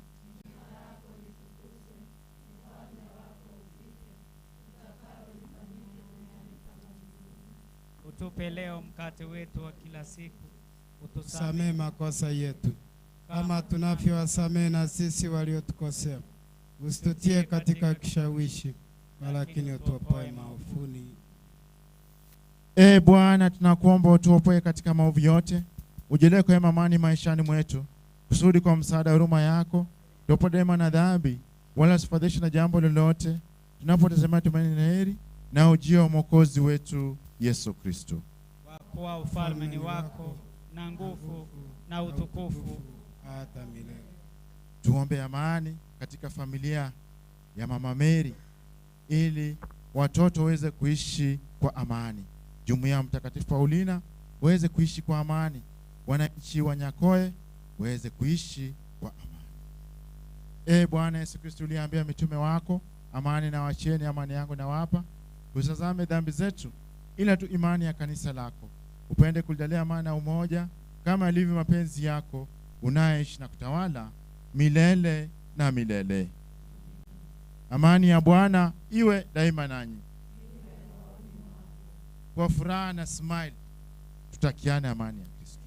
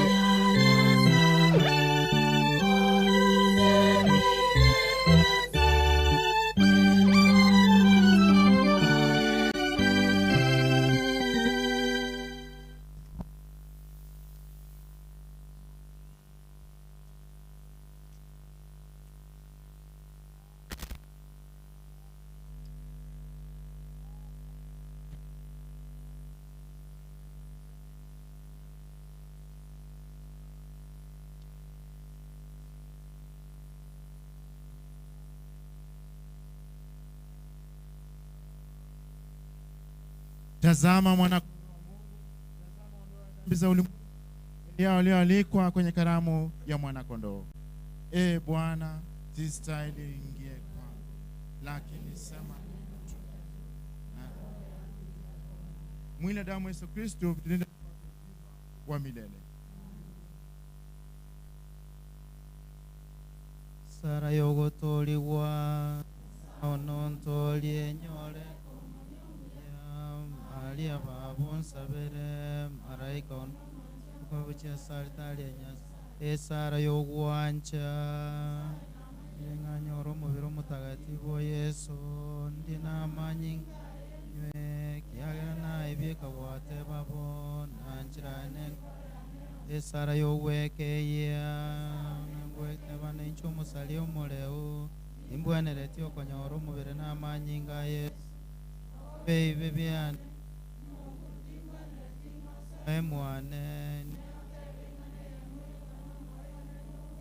Sara yoweiti nengweiti andoko byonse bina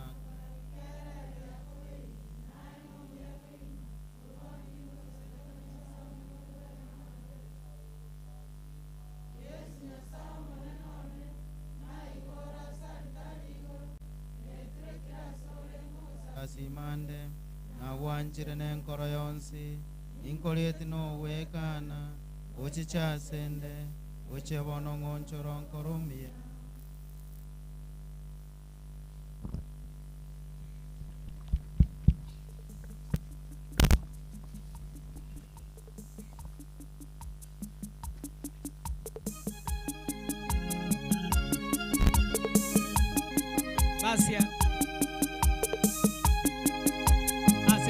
chiga bali tuyariganite na batogoja bosio tokonya omoro Kristo.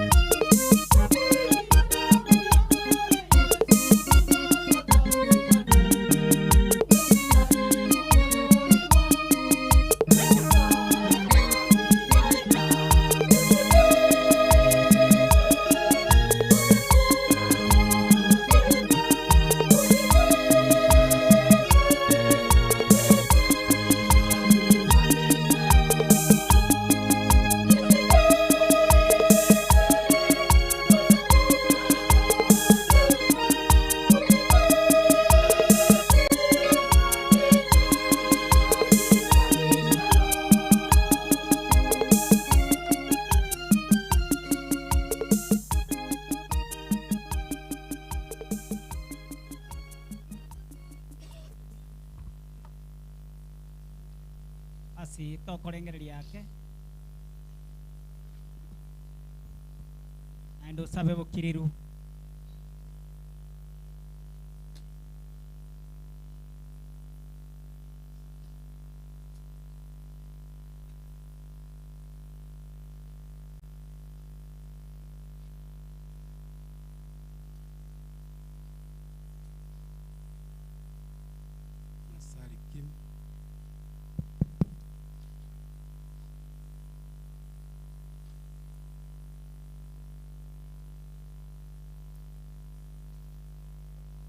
basi togoroke bono Mong'ina oyo nanchete kogokana bamwabo nasukumaira ni nyasembi yamono nasomo erioye bunakurire kwensi twagoke naguchenga karibu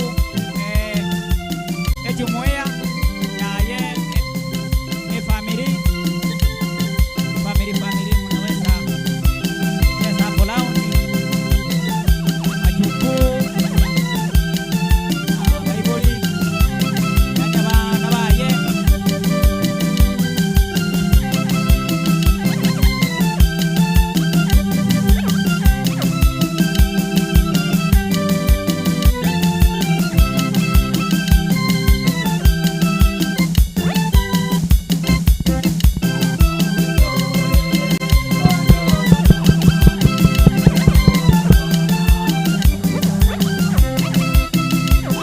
Ngage chirichoma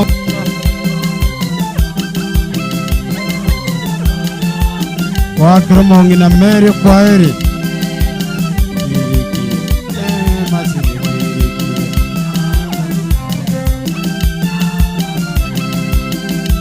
Familia inaenda huko,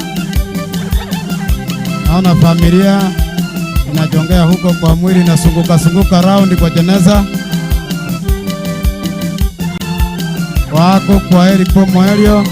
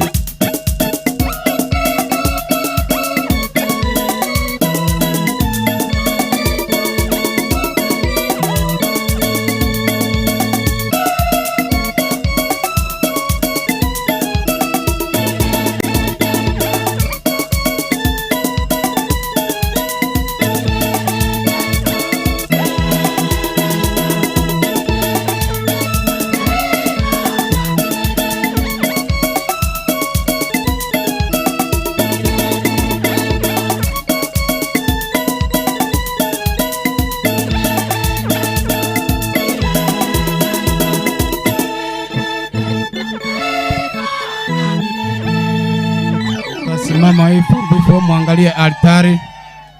Mtasimama hivyo muangalie altari. Watu wote tafadhali msimame. Kama wewe sio mgonjwa, mbona unakaa tafadhali?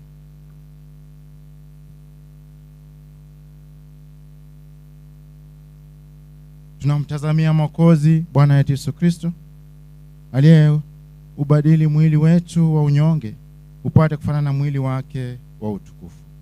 Tuombe. Bwana, tumaadhimisha sakramenti ya Pasaka kwa ajili ya mtumishi wako Mama Mary Bosibori Nyaboga. Tunakuomba umjalie aingie katika makao ya mwanga na amani kwa njia ya Kristo Bwana wetu. Tuketi. Weisaransake.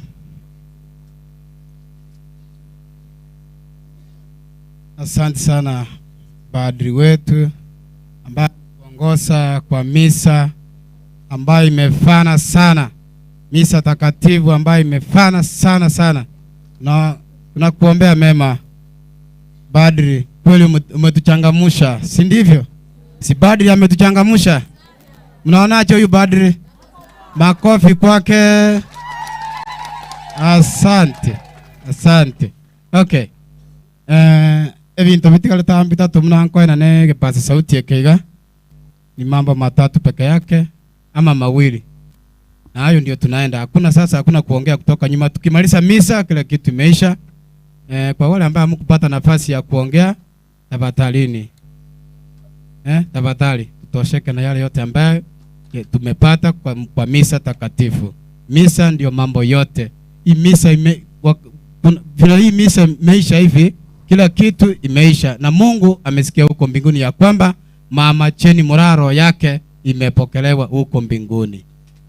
Karibuni sana yule mwenye kiti. Taenda kwa haraka. Unaona hii program mali imepakia, wewe ndio unajua tu. Taangalia hapo. Asante sana Badri na makatekisti wote.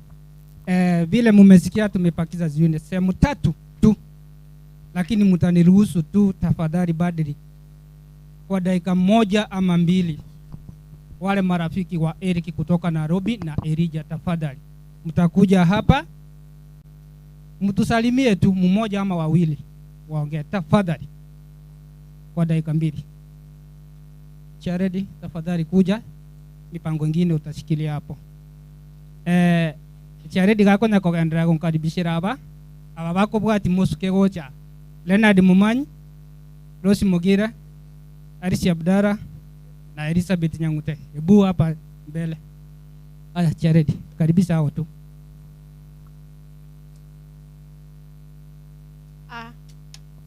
Asante Patri kwa ibada takatifu na vile imenenwa na mwenyekiti. Tafadhali ile timu kutoka Nairobi tuchongee hapa na mchague mmoja haongee kwa niaba ya wote. Karibuni.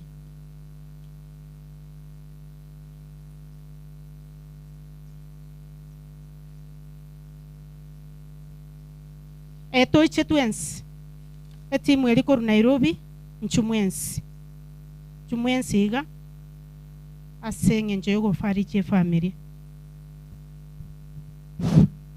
Tumsifu Yesu Kristo. Milele na milele amina. Asanteni sana.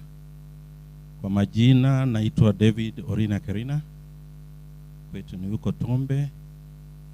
Na tumekuja kufariji Bwana Eric, rafiki yetu, familia ya Eric. Poleni sana kwa haya maneno yametokea. Iliyoko ni ya kwamba sitaweza kuongea kwa wote kwa sababu tumetoka sehemu mbalimbali. Yangu ni kusema poleni sana na Mwenyezi Mungu awape nguvu wakati mgumu. Asanteni sana. Majina yangu mmesikia. Naomba kwa dakika kidogo mmoja, kila mmoja ajitambulishe. Asanteni. Bwana sifiwe. Bwana sifiwe. Kwa majina naitwa William Abok. Mimi ni rafiki wa Eric. Poleni sana kwa kifo ya mama. Asanteni. Kwa majina naitwa Ivy na Poleni sana familia, nafanya kazi na Eric. Kwa majina naitwa Alice na mimi ni rafiki ya Eric na Elijah na tunafanya kazi na hao. Poleni sana. Kwa majina naitwa Bwana Yesu asifiwe. Na kwa majina naitwa Dan, mimi ni rafiki ya Elijah, kwa karibu sana. Poleni. Habari. Kwa majina naitwa Moses Mokaya. Ninasema kwa familia ya kina Eric, poleni sana. Nimekuwa tu hapa karibu mahali wa Kegogi. Asante. Habari yenu. Mimi ni Lawrence Mogere, rafiki wa Elijah. Kwetu ni ya mto. Bwana Yesu asifiwe. Hii ni Douglas Juma, ni rafiki ya Elijah. Poleni sana kwa hiyo mlio. Good. All the time. Mimi naitwa Ondieki Job, rafiki wa Elijah. Pole ndugu. Tumsifu Yesu Kristo. Kwa majina naitwa Rafael Nyamora. Seitondogorogaiga nchino musani wa Elijah. Tumsifu Yesu Kristo. Soga Elijah ne friend yana Seitomo Sochari.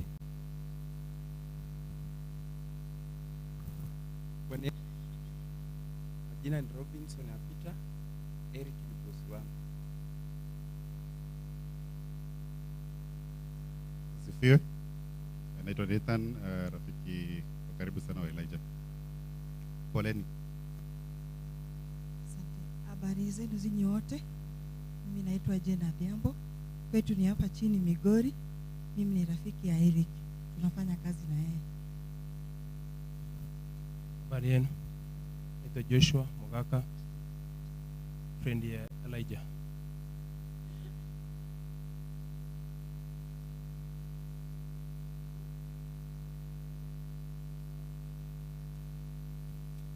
Wakubwa kwa wadogo wa mjambo.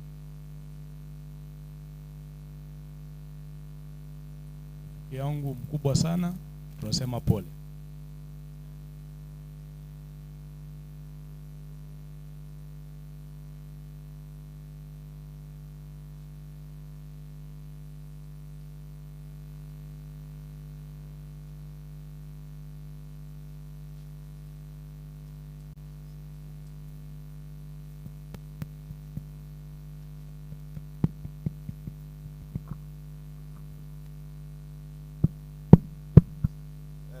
God is good. Salimiane kwa hewa. Asante sana. Karibu. Majina yangu ni Luke Gori. Kagera alinyali bali chache mjingwa. Elijah ni rafiki yangu na tumekuja kuomboleza na yeye. Pale Nairobi tunakaa na yeye na tunashiriki kwa chama moja ambayo tunakiita Moscow. He's a very good member. Ni mtiifu sana, akanipea shida kwa uongozi. So mko na kijana mzuri sana anaitwa Elijah. Na maanisha mama alifanya kazi mzuri na baba alifanya kazi mzuri, si ndio hivyo? So mbiamano sana mwenzi pi Elijah and your family. May God give you grace that surpasses human understanding. Please accept our condolences as Moscow members. Wale wote waliweza kufika na wale hawakufika, please accept our condolences. Just know tuko pamoja na tunakuombea kwamba Mungu atakubariki na atawafariji katika vile anavyoona yeye mwenyewe. Asante sana. Pia mono sana mwenzi.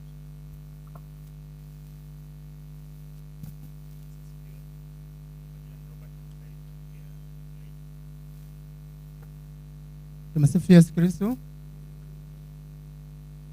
Brother Peter from Uganda, a friend of Eric. I'm working with watoto wa Rwanga, Nairobi. Yesu Kristo. Francisca Magembe, tuko hapa kama watoto wa Rwanga kutoka Nairobi. Eric ni rafiki yetu wa watoto wa Rwanga. Napokea rambirambi za brother Hilary akiwa Uganda na our director Esinta Kiari. Pole sana Eric. Eric amekuwa msaada mkubwa sana kwa watoto.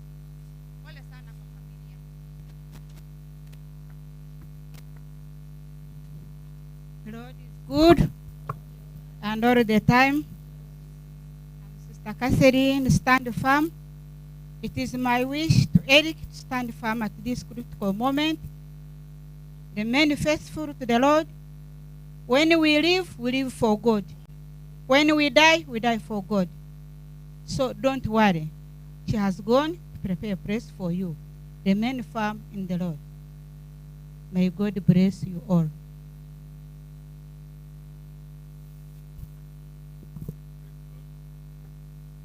Again.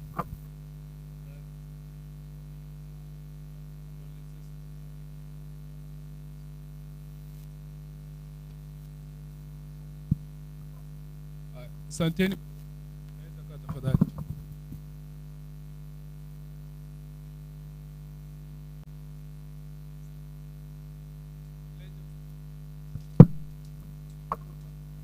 Elijah, and please Eric, pige tu picha tafadhali.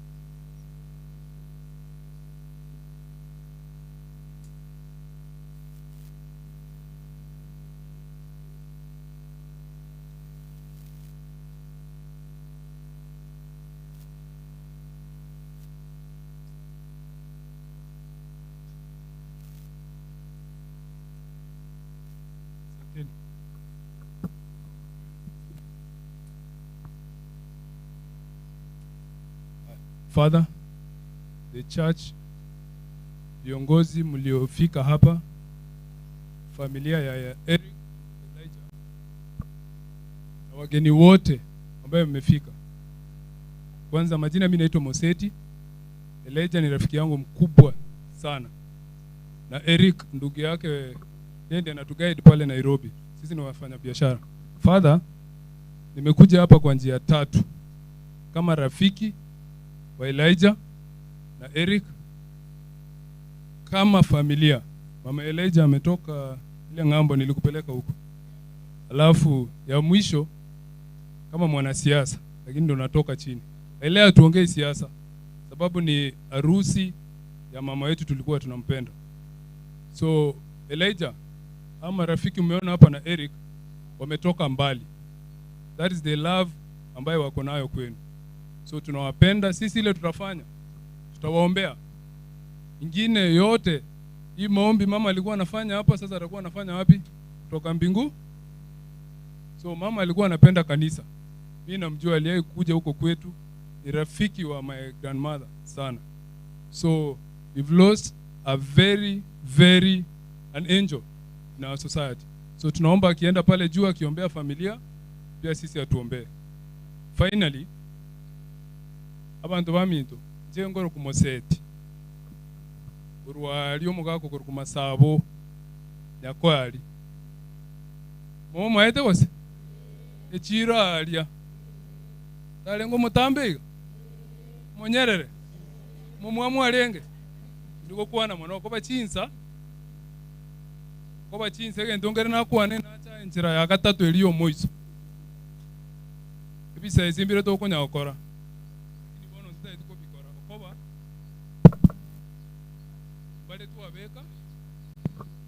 bale tuwabeka chiobisi talibo tigatora araba tiga barara so lakini bono chege tunakuwa ni raigo gendo nakuwa ni raigo inta etika ingo chagoja timbata betina maso story moche monte bigo lidie kwa buata mangana na ende to okuaneti oni buata mangana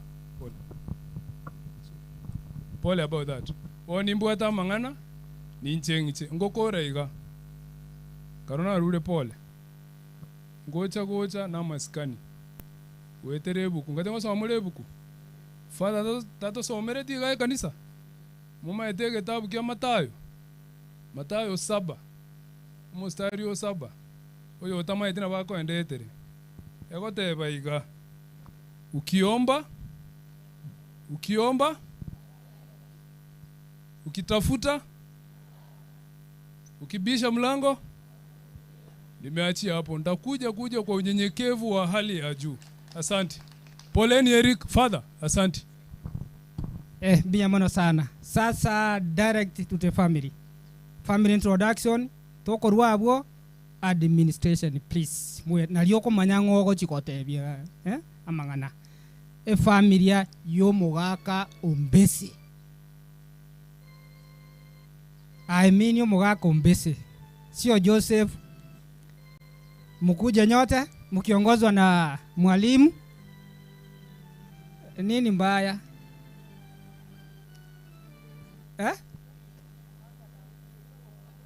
Nuclear? Mnataka nuclear? Okay. Sawa.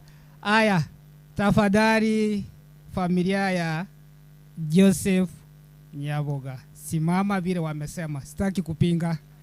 Ebu simama. Simama nyote. Family yo Mong'ina Mary nchugocha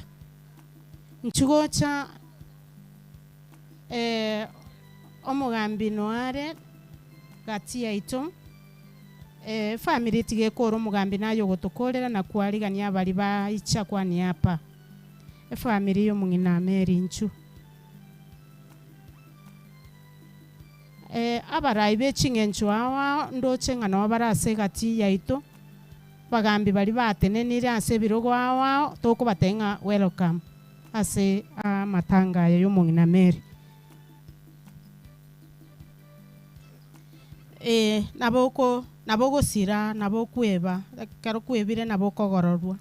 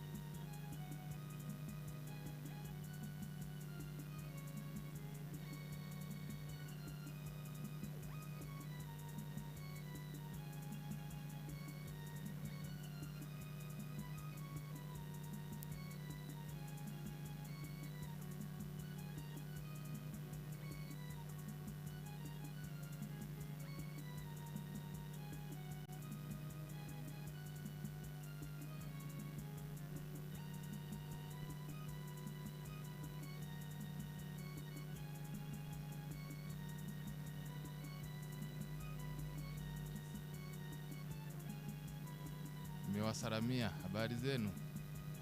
Habari za jioni. Nimeshukuru wale wageni wote wamekuja, marafiki zetu.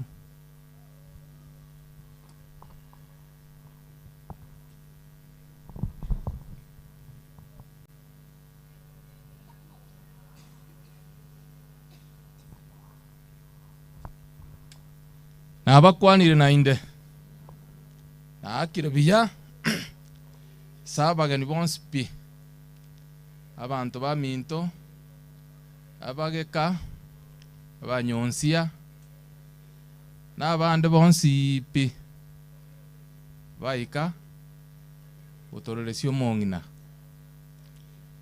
yena ere family ya Nyaboga oyo lengo Mong'ina wa Emeli Jenjo muroyo monene na ba minto kiro monto tige kwaniria tarie saba barabana.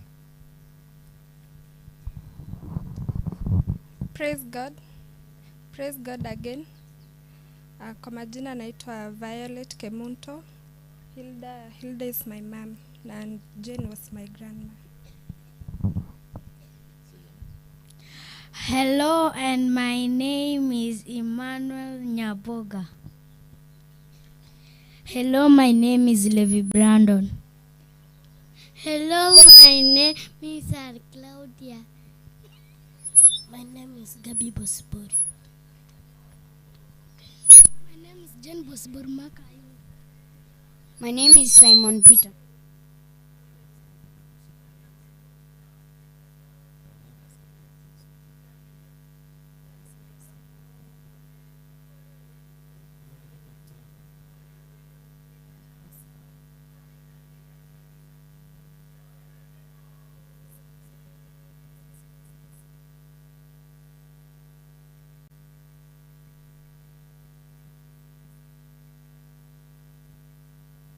Yesu Kristo. I'm Pauline, the wife of Eric. Tumsifu Yesu Kristo. Mimi naitwa Angeline Magoma, the last daughter wa Jane. Mjambo. Mjengoro kwa Elijah Mbese. The last born. Mjamboni. Anke mtu third born. Tumsifu Yesu Kristo. Naomi Kemunto, wife to Elijah. Ena ere family ya Mary Jane. Bali babere banja kumnyaka batakwane. Oya korukwa. Eric Nyaboga Junior. Nolia korukwa Jane Bosibori. Antu ndo bwati mange toratebe. Twakirembi.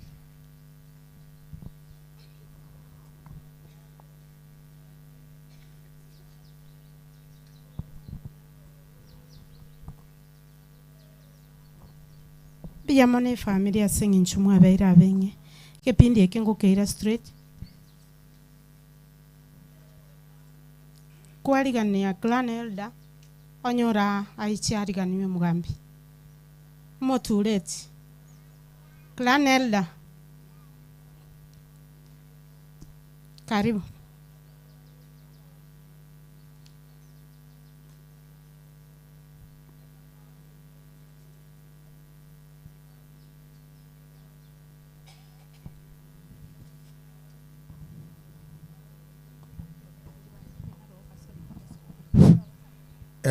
God is good.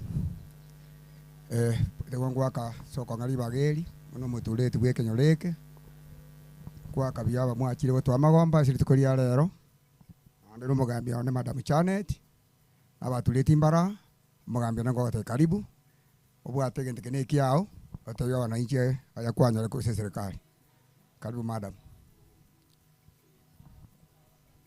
Samaria tanjoni maisha mogire nkorokwa unde kenyorokia nyonsisi biamano.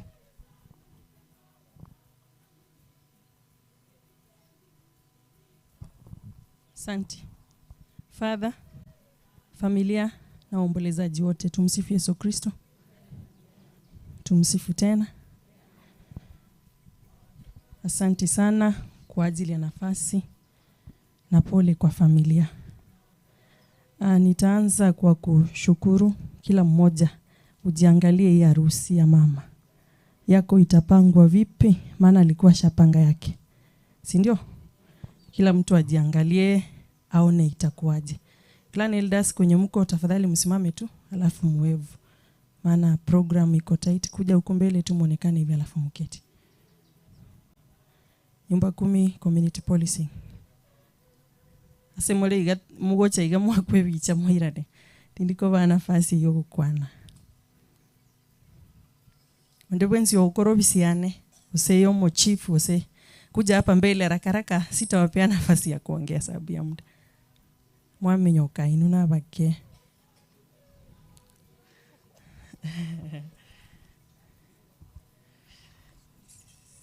Hii ndio timu yangu yenye imefika hapa. Wengine wameenda kwa mass yenye kwa presided over na bishop uko Cardinal, ndio sababu mwana wako wachache. Asante mketi.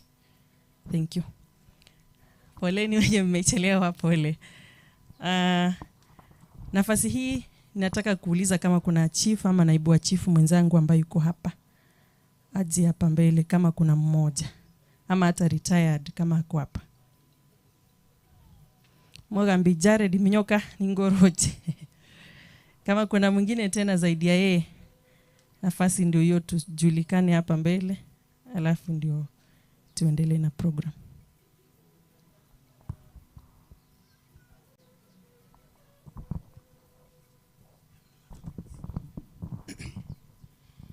Bia mwana mata mwa Senge njoili baga.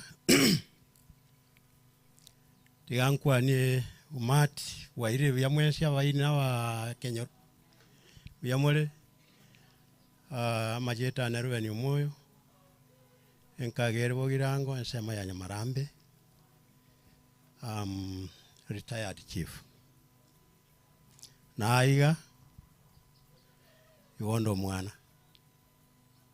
Anake muntu ni tutumubwate. Ono timanya madam kiera ndoche program ere very dight. Na ene na watoko yanjira na kiera ne kinga kichirewa. With your permission, abantu bali bacha kuyana korubogirango. Akibate naji asebali bakwani abagetutu. Tenarango moroche program unere erinde tubaye gente ke abagendere nyimiro begende. Una moroche mutago koroko bako igamororunga bagirango mbacha ana kwaro yengangu acha kuoiwa biamono. Asante chief.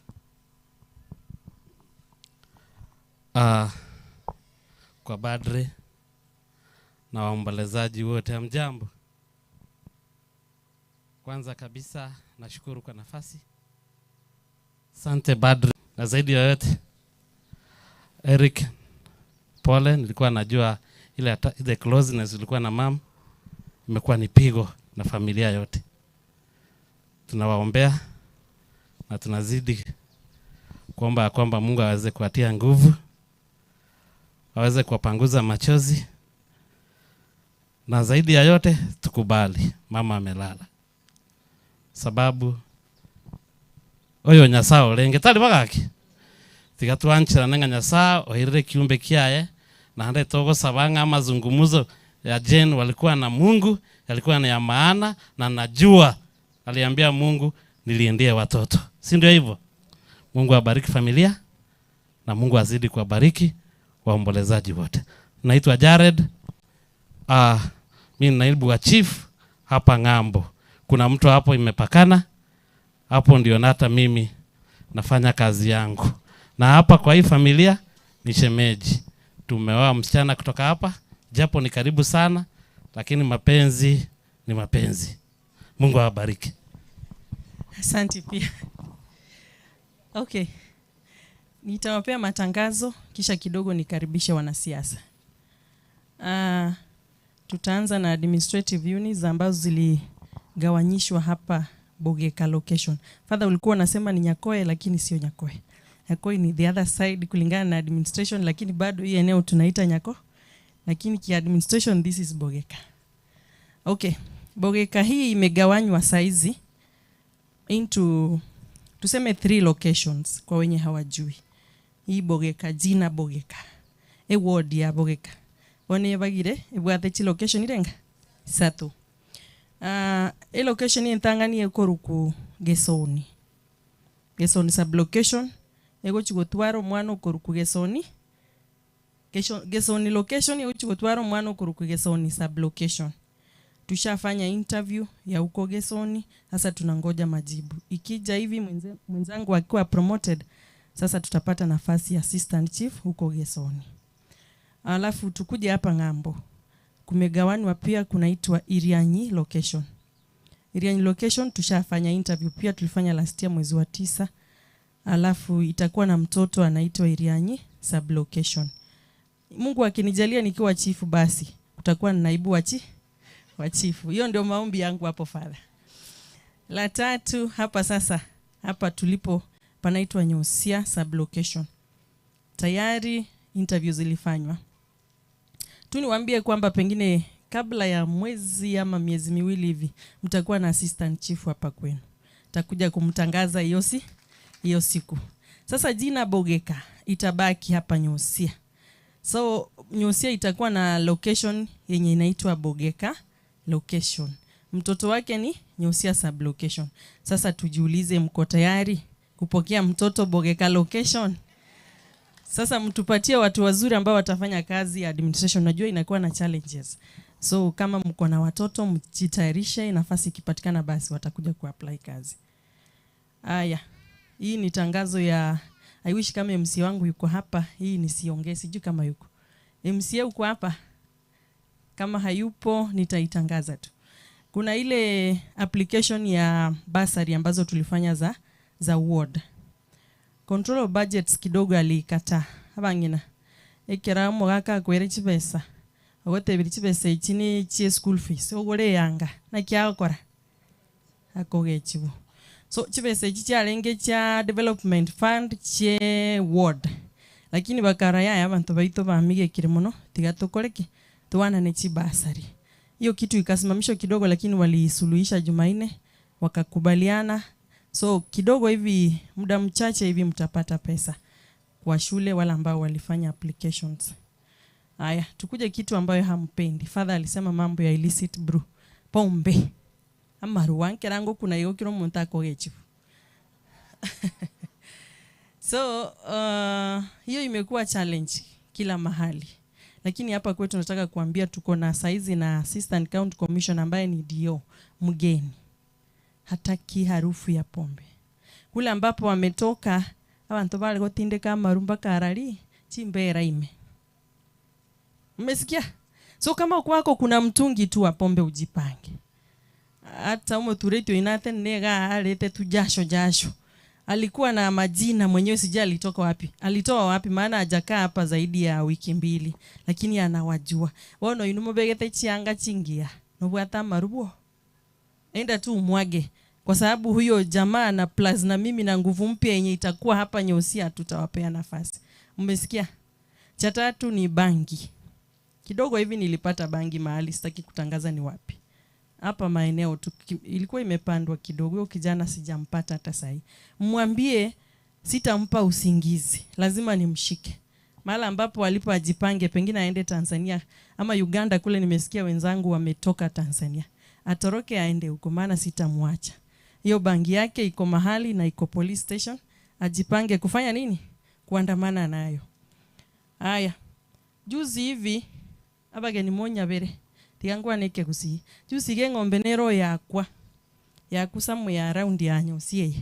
Inya materi kwanza. Lakini ekero kwebwe ngundo. Ukoli kwa ubia.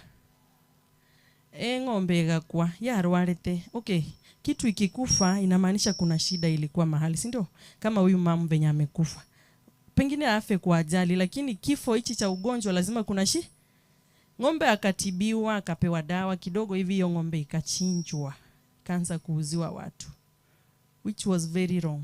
Tulikimbia pale, hiyo nyama ikazikwa. Wenye walikuwa wameanza kuipika tayari, tulienda tukachukua mpaka sufuria.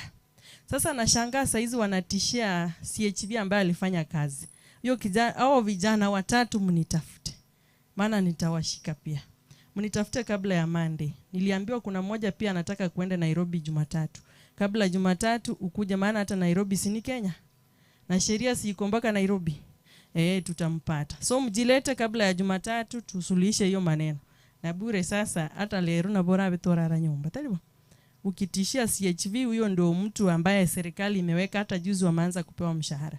So haulipwi mshahara ukae, si ndio? So kama kitu ni kibaya ni kibaya. So tukue tayari. Timo ba njara mono mwali chinyama chikwete. Hiyo ng'ombe ilikufa kama leo, kalala usiku wote, kesho ikachinjwa, nyama zikaanza kuuzwa. Sasa wewe wakati unanunua, wanasema nyinyi ndio mnatuharibia nyama, imekuja cheap. Surely is that fair? Hata ukikula wewe hiyo nyama ni sawa. Etibare ngabali nyama chikwete mara ande mbarakwa. Uganye torakwa. Kwani sumu unaionja kwa ulimi? Uonji kwa ulimi. Ukikatazwa hii ni mbaya ni mbaya. So kuna wizi ule mdogo mdogo unaendelea. Petty crimes za ujinga tu, mtu anakuibia kuku, unaiba miwa kama hizo. Sasa injara nero ni manyete. Lakini aigaso wochi gotuno na mapera ya atali yao. Igombuya. Theribuya. So vijana wako hapa na wajua. Ngocha kubwata abana baino moyu babe. Simo manyete. Asiane ngubere straight. Salibo. Na aboyo minto tindiko mwegerere. Lazima sheria inafanana. Nisiende mengi sana. Mimi naibu wa chief father. Lakini niombeni kwe chief very soon. Nisikustaki vitu ndogo ndogo eti naibu. Nataka kuwa chief. Sasa uniombe nipate hiyo kazi very soon. Ukija next time, lakini sio kwa matanga, pengine uje kwa harusi yangu. Nimeshukuru sana. Kwa majina naitwa Janet Naliaka, naibu wa chifu. Hii sublocation bado inaitwa Mogusi yote hivi, but hiyo majina mpya mtaizoea tu. Asante. Sasa nikaribishe wanasiasa. Sijui kama MCA yuko hapa ama representative wake. MCA wetu, sitting MCA. Ni kama hayupo, maybe wako kule. Alafu nikuje, niliona aspiring, mwenye alikuwa aspiring MP na representative wa MP mwingine hapa. Alafu kuna representative wa current MP. Huyo nitamuita baadaye. Karibu mheshimiwa. Omoke, karibu.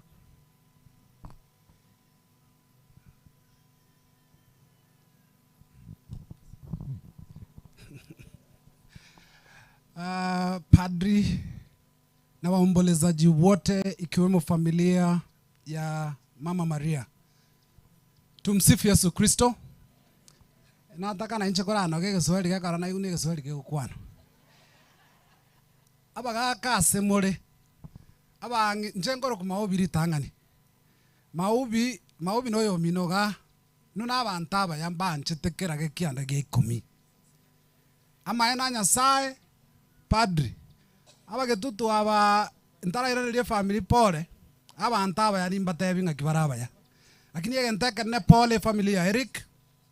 Ye family Mong'ina Mary, family ya Eric na abantu bonsi. Pole ni sana. Abantu banyonsia na abagekabonsi abagetutu ba minto pole. Nyasaye abasisini.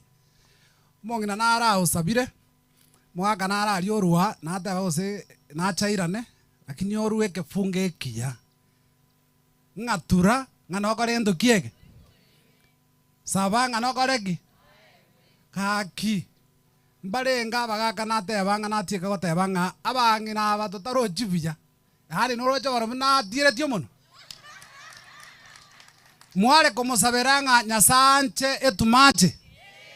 Abantu mwanjire. Aya, and now I put the question, and this goes to the national government and administration, on the ones who represent abantu abo aira manganaya.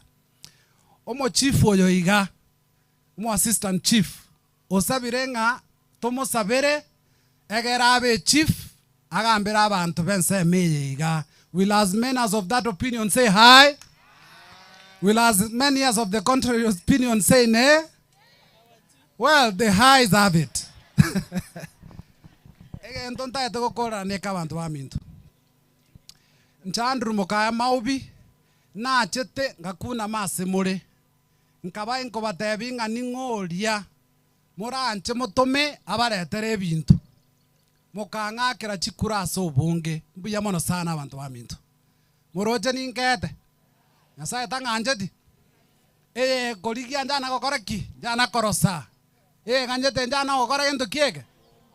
Abantu baminto tigamba tebi nchena aruani gwesegi, lakini ngosabera bari bonse bare konduani esegi ngapore Nyasaye abasesenie. Na bo borai bore igo. Gento kyo mwali nda toko kwanere gore ya national government munganchire. abantu barege nando chimusasiritia masioiga ama NP abantu bakonyora umusara uri 500 guchigoro na batatuki igo ngambia osembobe tari boigo ekere gotoka bo e proposal era se budget ne ringa ki abantu bakoani umushara o 500,000 and above bamenteru 5% kake kera dote baba jumbe n'abantu bakonyora chibese guchigura hari no ninje naraje kuba mujumbe na bana araje kubanja ngege ntekine kebe gaki gase tigabarete chibese kere cyo konya koros chipara buna ndoje chiasari kire bobeiga na inte ninsomerete sabwa abantu baminto tari bantu bonsi baranche ande gorbotambe serikali of the day na bengi buna yabeire ngoruzigwera magoso inche no ndororo na ende nkona goriginde ko boromono nganchere ngende gekora nabaete promise ngabata inganko barigerinde tinaso akero gonkaranse buna yatigete koba nabongo keriko rukando mbaretere mokora kende kionsi kya national government kya bacheire mumanye maubi okona kubarigeri ngora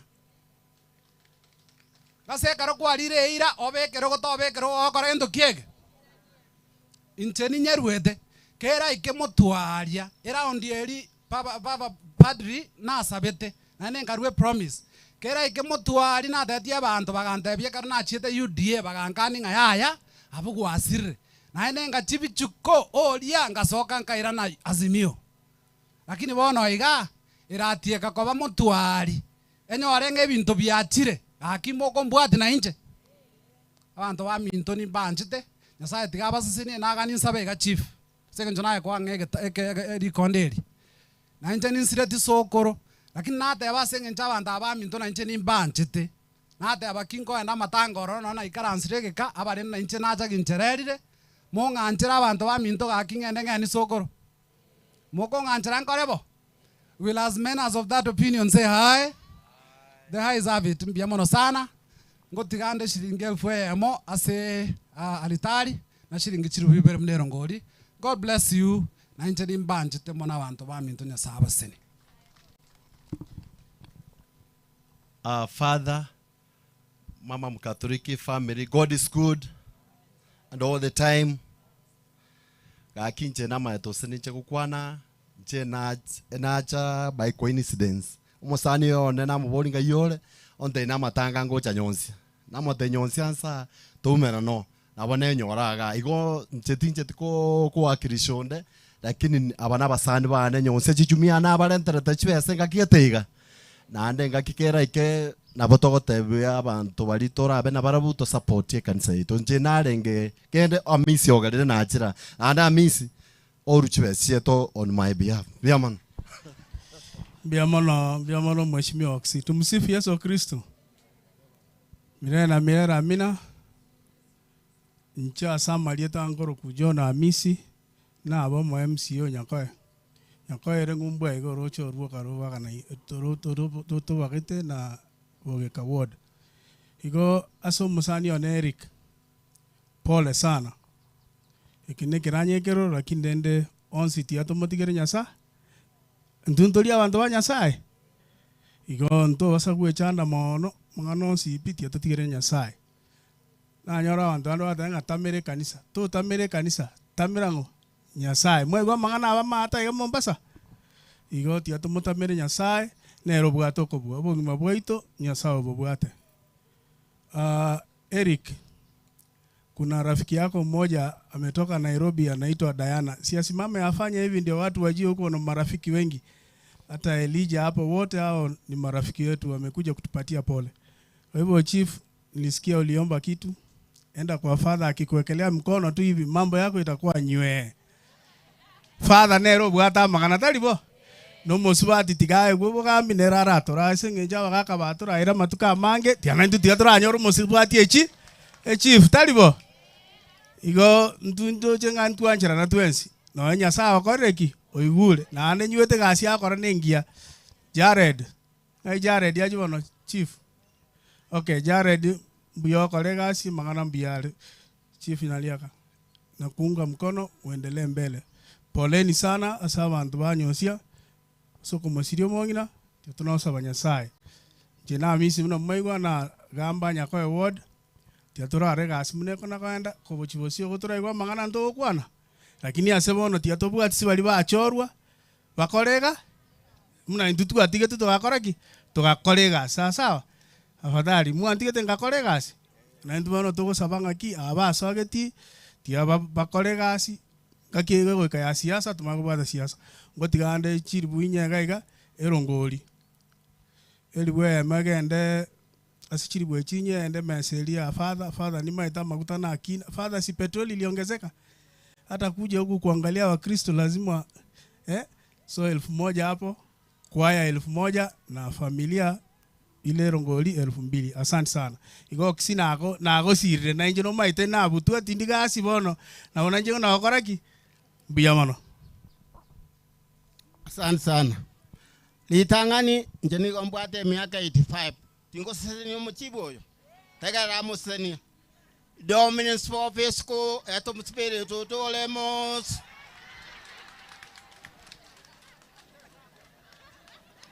oyo baire chibu ni jatangita kumukwana mwana yo no baire chi igasa ina kubwa bagaka usema natali boygo bone gento ndabate antu ba minto oyo cheni oraire igalenge jinge jucheisa ise galenge ko kumokwa na mulo mwabo ko kumabe amo maite ko kalendo mane kumubwa omondo cheiga gose bana talibo bono ga sale ga oncho ka kabo mwanone ochire igoro wetera mako gose bana talibo igo fato yo na tegete fata na tegete asokorandi orandi bia kabisa paka noni nje na oncho reidi mwakirango chingobi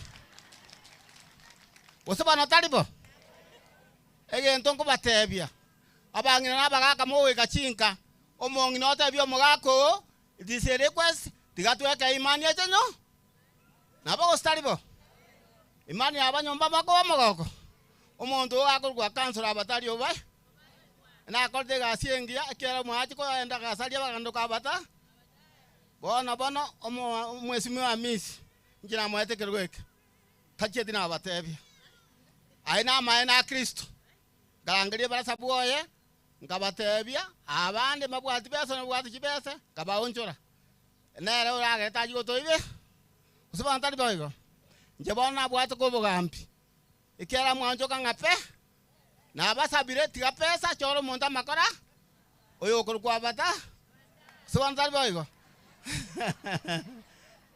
wa simbu yamana so kontegera nimbwatero ngoli nke gonda arwe mojo bokansura nkale nebindo moko na kongainu atwairi pesa nchiraika pesa chikali ande toka taiba toa milioni 1.5 story musala 30 ero banjo kile 200 ande nchiraika tiangu turaganye pache mbuya mana ya sawa seni sana pia mano maavuna nyolira maseseni mwakilishi wa current MP please kuja najua kwa mahali angeweza kufika.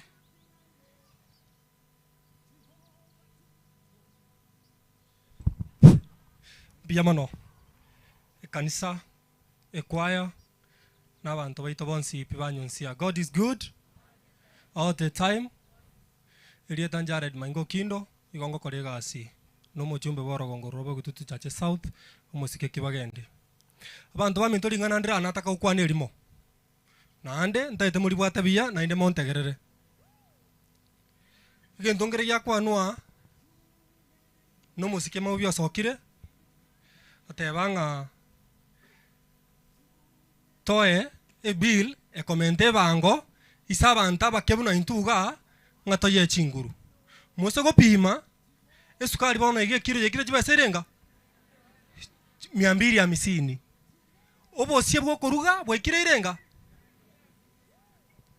togo chama butega alifata go cherache go torandia achira raria igonga serikali ye iguru indutra togenda tokoraki tokobeka mubuko lakini ande batete tokoraki na inde batonibe bono iga nataka goteba iga buna togukwana iga rero iga e priority yaba Kenya tari chinyumba egendo tutagete no mabakoraki wororobe elinde kerongo genda ari ngore sukari siringi 30 ngoro mugati 40 ngoro busiboko ruge 100 elinda abana bakoraki banyore ndagira babeke muno igoti gato tike konya goteba ninga ng'atosire serikali yatotebeti bottom up lakini yachakire gukora ki yachakire gukora ki abang'ina mura turi kogenda njira iyo ekikero kio tukubwatana tugikane kegima omweshimiwa oito Anthony Kibagendi ekikero kigagikana ng'apire itakora tiki teiyo bunego ika parliament iga ere no koyeyeria erinde akore ki atete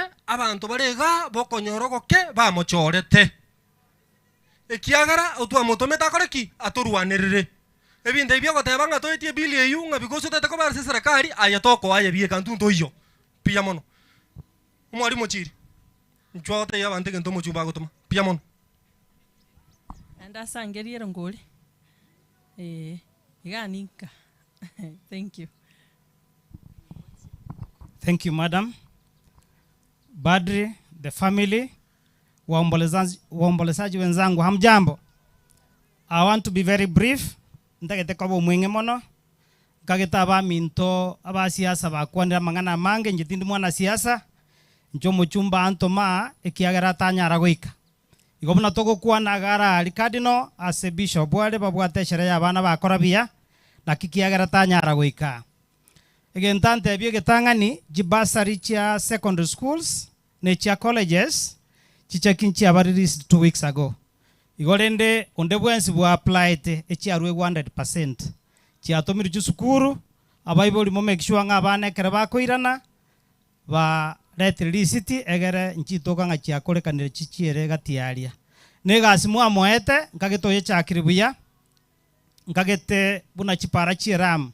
Ejitutabwatia bogetutu epale ntanga ninja chagete kururio toigo omweshimiwa nanyiro njiti yesterday igotakorete gasingia igeko gende chigosioka riri beberia bogetutu na bonjari kurwaroro eyaite ya nyakoe gocha nyakoe nyatieko neri ya marani nchiro the pipeline lakini rende mbigotere kulimo nkonya gokorubire ngora igotari boronge igobira gokora chinsa ekiagaranka getenge misa konya yaerire igonta gete kwa very brief ongote banga bono tuguchi gusabero ngoli omweshimiwa narwero ngoli yaye anataka tochake nero na bali bacha bakwanire biya bande batararutocha na twensi bali twacha kurwe ngora tonyare gokora bote kugwenera igorende ngochi kubori oliole gokore gasieria omweshimiwa garwa shiringi chirifunya gocha shiringi elfu ya moge kwende sama chuma shiringi chirifusa tochikoba erongoli ase family igochi bese chianga tiganchitangania abande nabarabu babwatie gocha ekine shiringi chiribunya cheke ngombe jira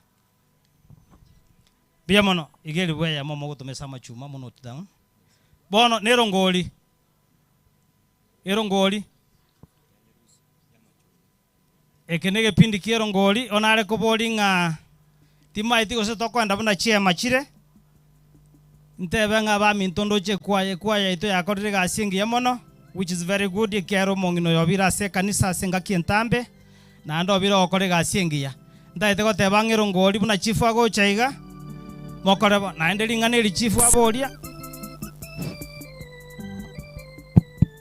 taisaini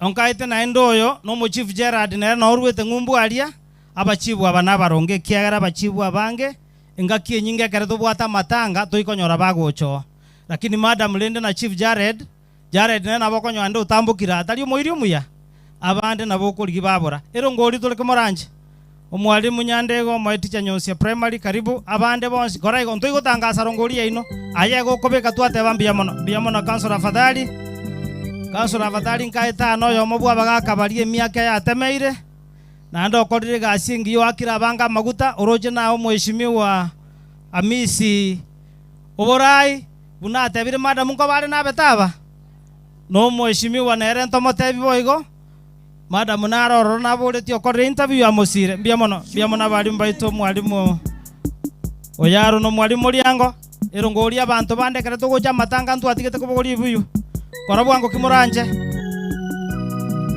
mwako unjo karibu korabwango kimoranje imoka mwensi gamubeka atende ntu igutangasa tutigere family erongoli mwaka mukaya karibu sana one family mwalimu Mokoro okorere gasingi ye miaka mengi karibu sana bia mono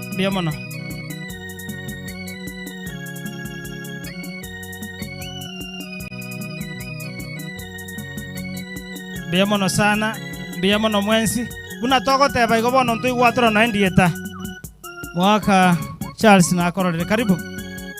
Twensi tigatote nabangina nabagaka erongori tuirana ero gochika. Injube koko bako kwa ntu igotangaza.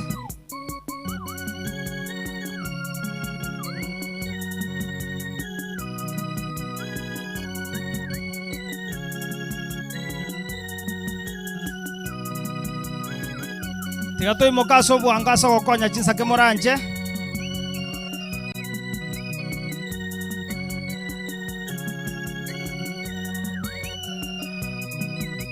Biamono. Biamono.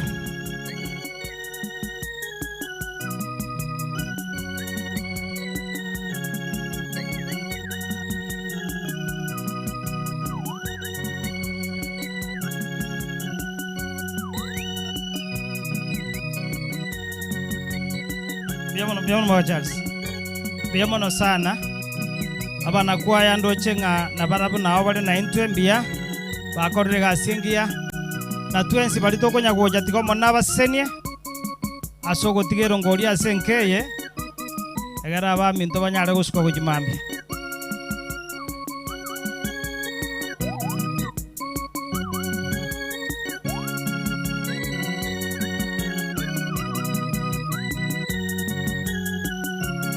Biamono. Biamono sana.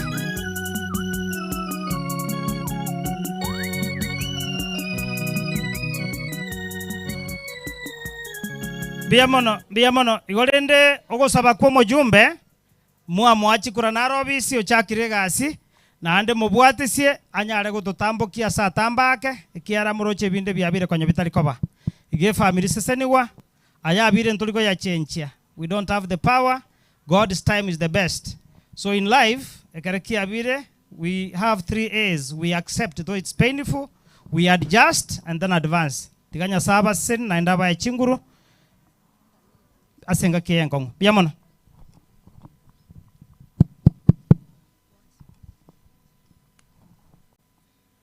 Baraka ya mwisho bado. Ugesikia mwali nkiraruwa.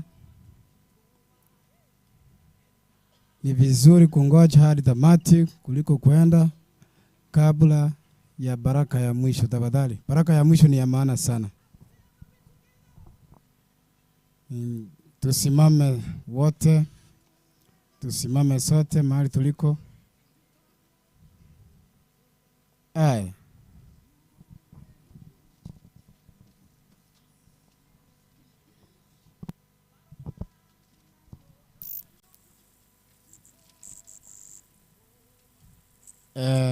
Asinge chingaki naringi nabari mwaiga bacha barakorire gasi nyonsi aiga gosibara itire nyonsi aiga bacha tiga bache bakwebicherie tari okaiga bakwana mukatikista bari bwa mukatikisto nchonga Fortunato Sikire aboigo no mukatikisto onde kurwa aiga nyonsi akuruku Steven nchwa iri tari okaiga egere tokore kidageke chiga gesikio mwari okatware koenana bas Biamono mwalimu Mong'ina oyo nabo twamwanchete na turenda na ende buna twari gwita na bari gotoa keria twasabire na ende twasabirwa ase kanisa samarieta igongoro ku Fortunato Sikire na kabeira angu mwaka oyomo igo lakini bono ende gisabakwa Biamono sana.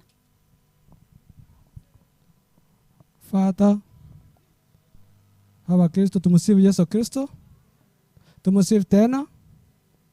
Titimbo atia mangenda kwana singe chomo ngino chene rotoreraga diswali na babole tigoronga encheroro cheni ara ire bigo korekana ingi gakora bigo korekana iga no buya bwae ngabatigeranga aya gosora arara ingi gosekera bwati ntocho na twachira ya cheni iga kanya kweboria chene obuya bwa kumubwati Bosibori agende Biamono Samarieta Steven Makoli mukate kisti muobo center.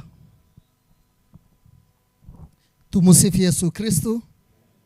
Mirera na mirera amina. Ntumba litu aruete Nyabururu tokagenda go form Paris Suneka. Cheno mukatikista Walter Magoro Irene Binsari.